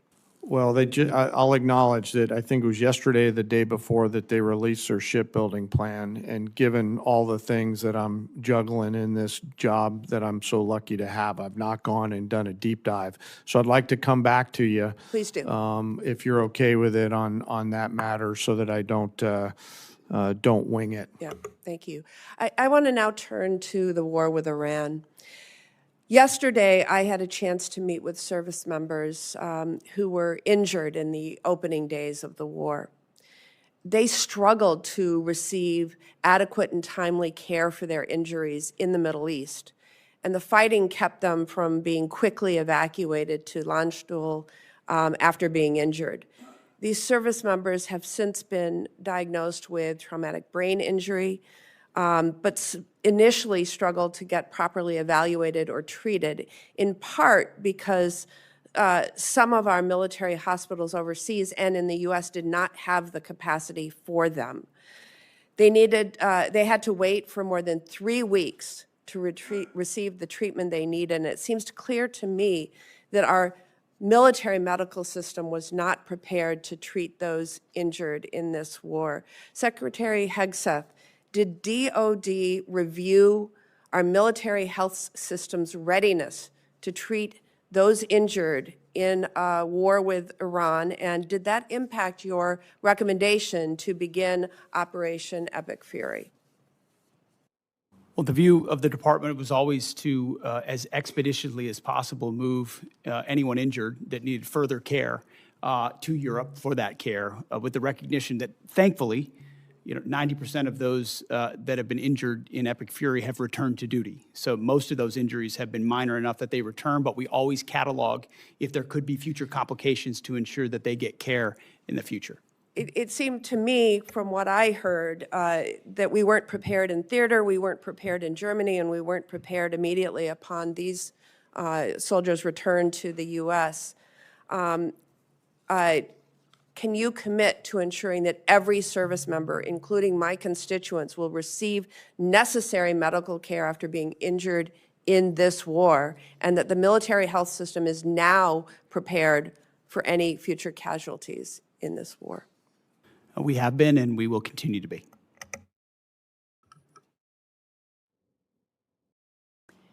Senator Shaheen. Thank you, Madam Chair. And thank you both for being here, all three of you for being here. Since your testimony 2 weeks ago, Secretary Hegseth, before the Armed Services Committee, the department has sent over your legal review, which I appreciate, thank you, for use of security assistance funding for Ukraine. However, as was determined earlier in the testimony, funding still has not gone out the door. And I didn't hear you give a date when this committee or the Armed Services Committee can expect to hear or receive a spend plan for those dollars. General Caine, the day of the testimony, got back to us as he said he would and explained that he had coordinated on the spend plan on April 13th. So that's been almost a month, and we still haven't gotten anything. So when are we going to see the spend plan for Ukraine? The spend plan for the European capacity building is in conjunction with EUCOM. I'm asking for the spend plan that we are providing. Are you suggesting the Pearl funding is part of that spend plan? Did I understand? The specific line item you? was European capacity building in the budget. I understand, but And as a the result, intent we're of working with Congress EUCOM to allocate it. was to spend that $400 million. I think you heard from Chairman McConnell, you heard from Senator Coons. There was discussion at the time with the Congress that those dollars were intended to be used for Ukraine. And the reason it was designated as it was because what we heard from Speaker Johnson was that the president was going to veto the bill if Ukraine was mentioned in it anywhere in the bill. And so that's why the determination was to use the term European, but the clear intent was for that money to be spent for Ukraine. So again, when is the money going to go out the door? When is this committee going to get the spend plan? Ma'am, we're expecting to see a final spend plan for that this week, and once we have it, we can provide it to Congress. And who still has to review the spend plan? So General Caine's review isn't enough? Well, ultimately, and he passed me a note on this earlier, European Command is going to take the lead on ensuring this gets I know, deployed but the General most effectively. So that's where Brinkovich, as I pointed out 2 weeks ago, had already reviewed the spend plan. So we're not waiting for him to do that, as I understand. No, ma'am, I believe we are. I think EUCOM is trying to make a few tweaks to the spend plan. Okay, so when do we think we will get it? I believe we'll have it to you this week. Okay. And when do we expect money to go out the door once that spend plan is available? I don't know what they're putting in the spend plan, so I can't tell you what the schedule will be for contracting. That will matter. What they choose to buy with that money will determine how fast it goes out the door. Okay, if this committee doesn't come back to you, I can guarantee you the Armed Services Committee is going to come back to you and get an answer to that question. Secretary Hegseth, a number of members of Congress have expressed our concern that Iran is receiving intelligence support from Russia to target our service members, even as we loosen sanctions on the Kremlin. Russia's making $4 billion from oil sanctions relief because we've loosened those sanctions.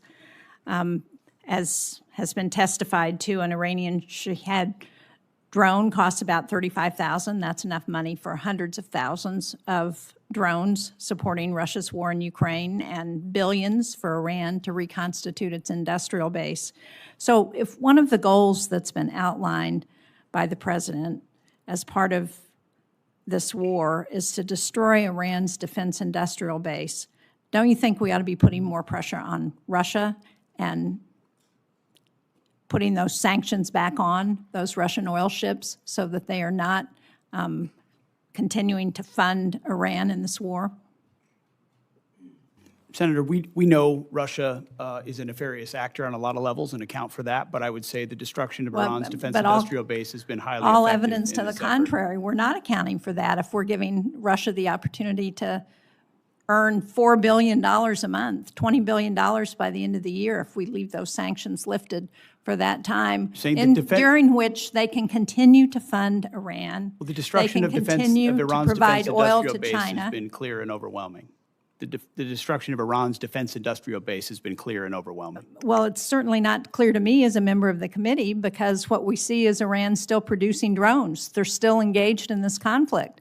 We have not won this war. There's a difference between the rhetoric. Pulling a drone out of a cave that's been collapsed and producing more drones. That's a different thing. Well, maybe so, but if Iran still has almost 50% of their missile capacity and the ability to pull drones out of caves and still injure our allies and U.S. service members, then we have not won the war. We are told that Senator Kennedy should be here in mere minutes, and so Senator Coons, if you want to ask a couple questions until he arrives. Thank you, Senator Murkowski. Mr. Secretary, I'm just going to follow up on the questions I asked in my first round and the questions that had been asked by members of both parties. In my assessment, there was no imminent threat to the United States that justified the president using his Article II powers, and there was insufficient preparation to make sure that we had the right troops, the right capability deployed. There used to be a consensus in national security that America should only go to war when there's an imminent threat to our national security, when all other options have been exhausted, and when we have clear objectives and a plan for how it ends. As General Caine testified, the military was given 3 clear goals: sink the Navy, attack and destroy the ballistic missile launchers, and degrade their defense industrial base, and you've accomplished those. But President Trump celebrated regime change after saying that regime change was the real goal. And our NATO allies have delivered. They have allowed overflight. They have allowed projection of force despite not being consulted. You said just a few moments ago, Mr. Secretary, we control the Strait. But it's clear that reopening the Strait of Hormuz for commercial traffic eludes us, in no small part because Iran retains a robust stockpile of cheap, lethal Shahed drones, and they are getting help from our adversaries in rebuilding them. What is your plan for reopening the Strait of Hormuz, Mr. Secretary? I would just note that the majority of your question was highly disingenuous and loaded with suggestions that I very much don't agree with. From the beginning, please feel free, sir, to pick any one of those From the things. beginning, we've been very clear about the military objectives and Yes. the underlying strategic objective, which is preventing Iran from getting a nuclear weapon. Yes. Take, for example, the fact that Iranians' conventional Navy, they had aircraft carriers with Shahed drones on them before this started. They had full-on destroyers and battleship capabilities, none of which they have anymore. And Did the their inability Iranian to- Navy have aircraft carriers? Iranian Navy had 3 drone aircraft carriers. The Okay. Iranian Navy They had had 11 launch submarines. platforms for drones, sure. They had 11 submarines. And you've They had sunk a all of the terror regular Navy. Great, good. They retain fast boat capabilities, which they've always had. We understand that, which we can control for and will. We've degraded almost completely their defense industrial base capabilities. The idea that they control anything, you can terrorize something, you can hold it at issue with piracy, as I've talked about at the Pentagon podium time and time again. Correct. That doesn't mean you control it. We control what goes in and out, and we control whether or not we have to restart conflict. The president does as well. Mr. So Secretary- we're the ones that will manage where this goes in the future, and they have very limited ability to set the tempo or respond to it, and that gives the president a lot of options to ensure that Iran never gets a nuclear weapon. The connection between their ability to close the Strait of Hormuz using fast boats and Shahed drones and our strategic goal, shared broadly, to prevent them from ever having a usable nuclear weapon is utterly unclear to me. And my question was, what's the plan for reopening the Strait of Hormuz to commercial traffic, given Shared broadly, but skyrocketing never prices? executed. Shared broadly, but never executed, because previous administration didn't have the willingness to actually do what it would take. And when Iran was at its weakest moments following the 12-day war, but still wanted the pursuit of a nuclear capability, President Trump made the courageous decision to go at their conventional umbrella and shield, which they were using to protect their nuclear program, which we knew came with threats and branches and sequels. My which we've concern, accounted Mr. for. Secretary, is that you've achieved a series of tactical successes, but are on the verge of a strategic loss, because we are now negotiating. I just think it's so a foolish. demand- Here we are in a committee in the United States Senate, 74 days in, and you're talking about strategic loss.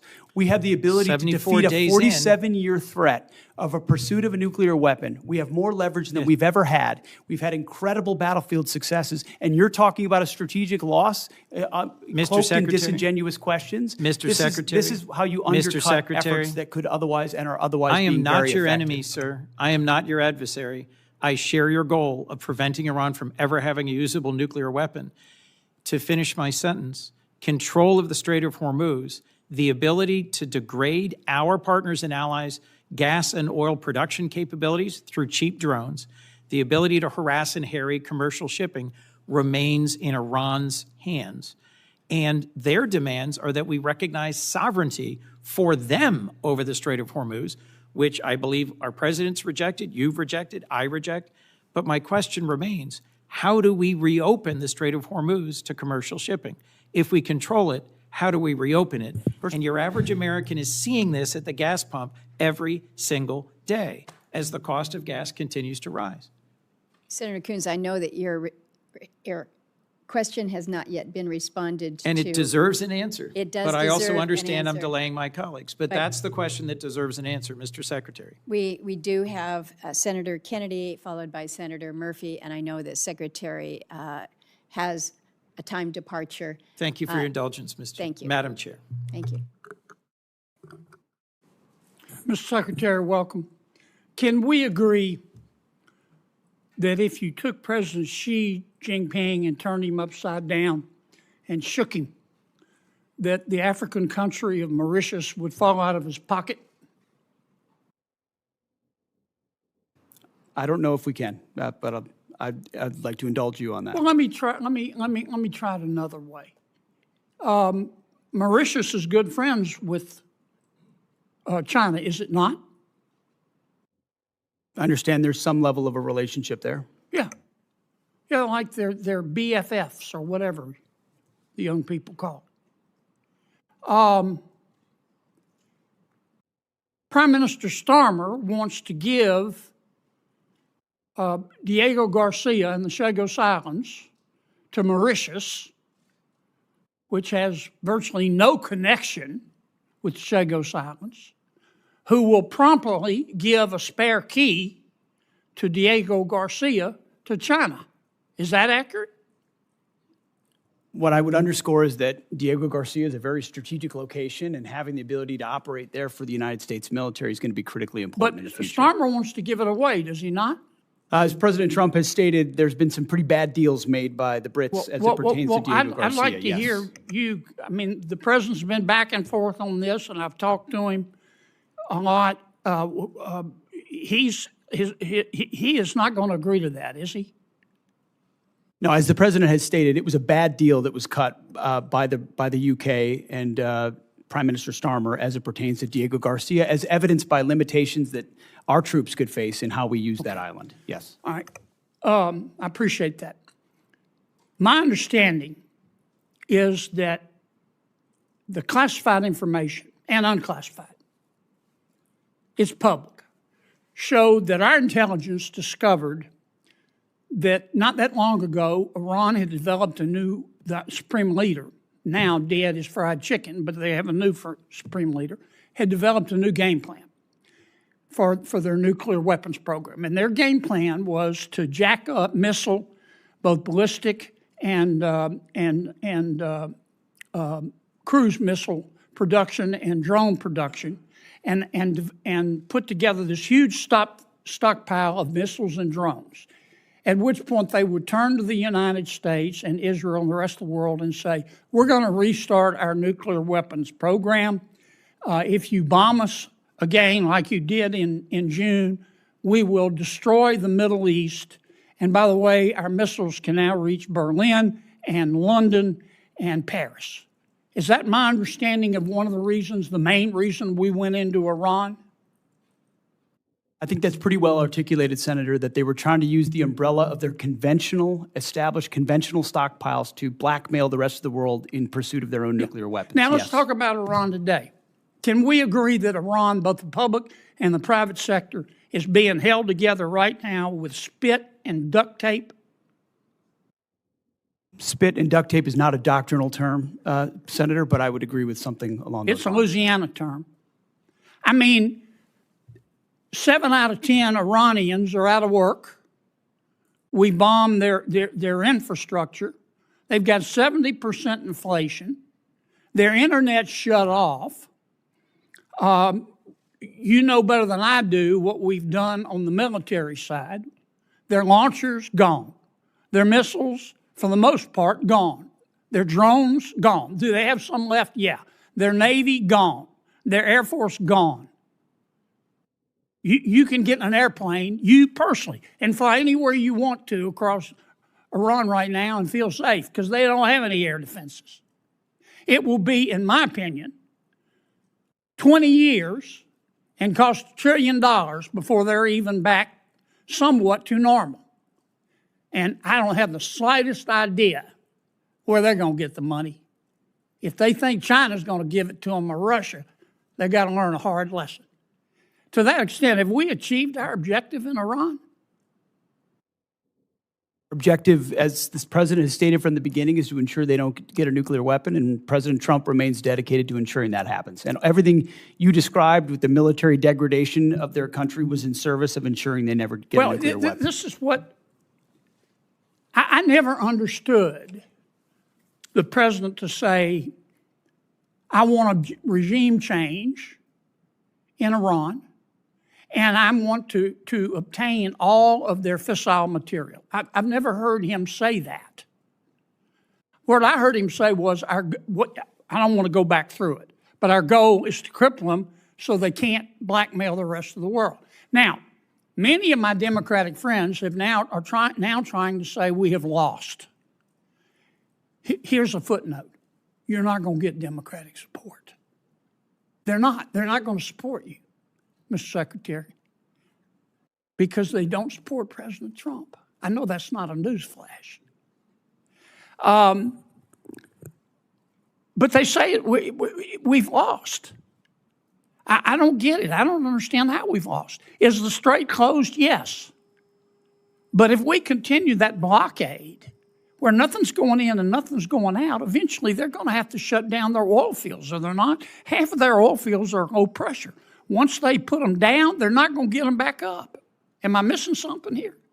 No, that's why the president is right when he says we hold all the cards, and we do. And we've got the best deal maker in the world able to make the best deal for the United States of America. And if we have to go back at it as the Department of War, we're ready to do that as well. Well, keep two things in mind. You're not going to win over my Democratic friends. It's not worth getting your blood pressure up. Focus on other things. And number two, just keep this in mind. America first does not have to mean America alone. America first does not have to mean America alone. We need all the friends we can get. They need to carry their own weight. They need to pay their bills. But the more the better. I'm sorry I went way over, but I sure do appreciate Senator it. Kennedy. Senator Murphy. Thank you, Madam Chair. Thank you all for being here. Let me give you a chance, Mr. Secretary, to answer Senator Coons' question, which is a really simple one. How are we going to get the strait open? Because nothing matters more to our constituents than doing something about these spiraling gas prices, which are bankrupting families and farmers all across the country. And maybe let me ask it this way. This is the first time you've come before this committee, but in other briefings, people that work for you have told us in plain terms that there is no military mechanism to reopen the strait, that ultimately it will be a political decision made by Iran. And I think you're confirming that here today by suggesting that it will be economic pressure that will create a political imperative inside Tehran to open the strait. So can you just confirm for the committee that there is not a military mechanism or means to reopen the strait, that ultimately we have to essentially use diplomacy, economic diplomacy in this case, in order to convince Iran to make the decision to reopen the strait? I would say, Senator, there most certainly are military means by which we could open the strait, both on targets on land and also with what we do with our naval capabilities, not to mention our naval blockade. Why haven't you done, if that's true, and that's not what has been testified to us in private briefings, why haven't you done that already? Ultimately, a long-term, a preferred long-term approach would be a deal where they open it up, where they stop being pirates of international waters and allow countries from all nations to flow. You know, these aren't U.S. ships that are being blockaded there. These are ships from all around the world, creating much more pressure for other countries than ours. So the bad guy here is Iran, who's closing the strait through piracy effectively, because they really only have fast boat capabilities. We're blockading them. None of their stuff's getting out. They're feeling all the pressure. Okay, so here's they're feeling all the pressure. Here's my follow-up question. You don't worry that through a study of history, you might come to the conclusion that you are overestimating their willingness to cave based upon economic pressure. The Russians believed years ago that Ukraine would cave because of the economic pressure they were putting on Ukraine. We thought the North Vietnamese would cave because of the economic pressure we were putting on them. Your own intelligence estimates, as has been reported, suggest that, in fact, the Iranians are in a position to hold out for potentially years. This is a high-risk strategy to hope that this economic pressure will eventually cause them to voluntarily reopen the strait when there's plenty of evidence from military history to show that countries that are being attacked or invaded or occupied are actually willing to put up with a whole lot of economic misery in order to preserve national pride. Well aware. We've looked at we understand all of those historical case studies, and it's not just economic pressure. There's military pressure, diplomatic pressure. We certainly have a lot more military pressure we can bring to bear if the president were to choose to do so.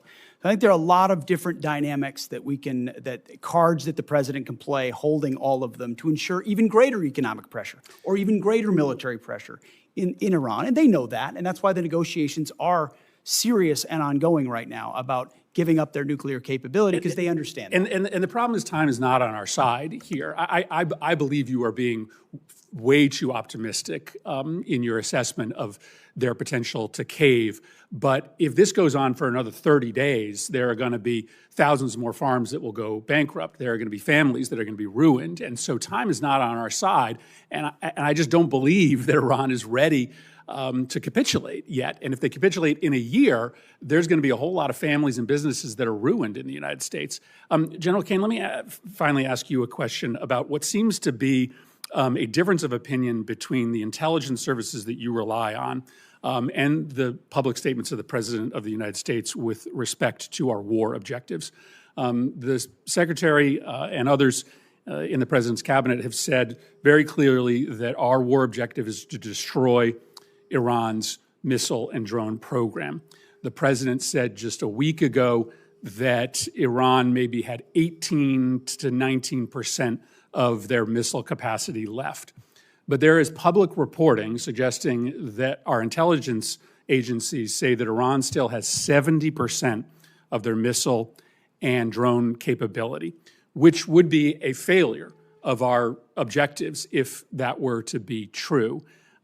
What can you tell us about the number of missiles and drones that they have left, and do you dispute that intelligence estimate? Sir, I'm not going to comment, with deep respect for the question, I'm not going to comment in this forum on what may or may not have been opined on by the IC, which would suggest a leak or a confirmation of any intel. So while I appreciate the question, I hope you'll also appreciate my not answering it. Well, then just give me the president said that 80% of. Yeah, I'm not going to comment on BDA on either way, sir. Well, then how do we or the American public assess the success of the mission when you've stated publicly the purpose of the mission is to destroy their missile and drone capability? How do we assess whether we should continue funding this if you can't state? Well, I'm not going to answer what you guys in the Congress considers the decision criteria around continued funding or not. What I know is that I've not read the report that you're talking about. All of our battle damage assessment matters are classified, and it would be inappropriate for me to comment in this forum on that. And I appreciate the question, but I'm not going to answer it. Let me just put it to Secretary Hegseth. The president said that 80% of their missile capacity had been destroyed. This public report says it's only 30%. Can you give us an answer as to what the real number is? I mean, I would answer the same way as the chairman. Not talking to this committee about the damage assessment? Not validating leaked information that could be wrong or not wrong. Why would I validate what people may leak or not leak? This is not a classified setting. We don't talk about those things. And you like to talk about them on TV. We don't talk about them here. I would perhaps suggest that some of these questions and responses are perhaps best in a classified setting. But I also acknowledge that we are not in a classified setting. We have held the secretary and the chairman longer than I think they had anticipated. Senators have 1 week to submit additional questions for the subcommittee's official hearing record. We request for a response from our witnesses within 30 days of receiving these questions. The subcommittee stands in recess, subject to the call of the chair, and I would ask those in the audience to remain in their seats until Secretary and General Caine depart. And safe travels to you to China. Good luck.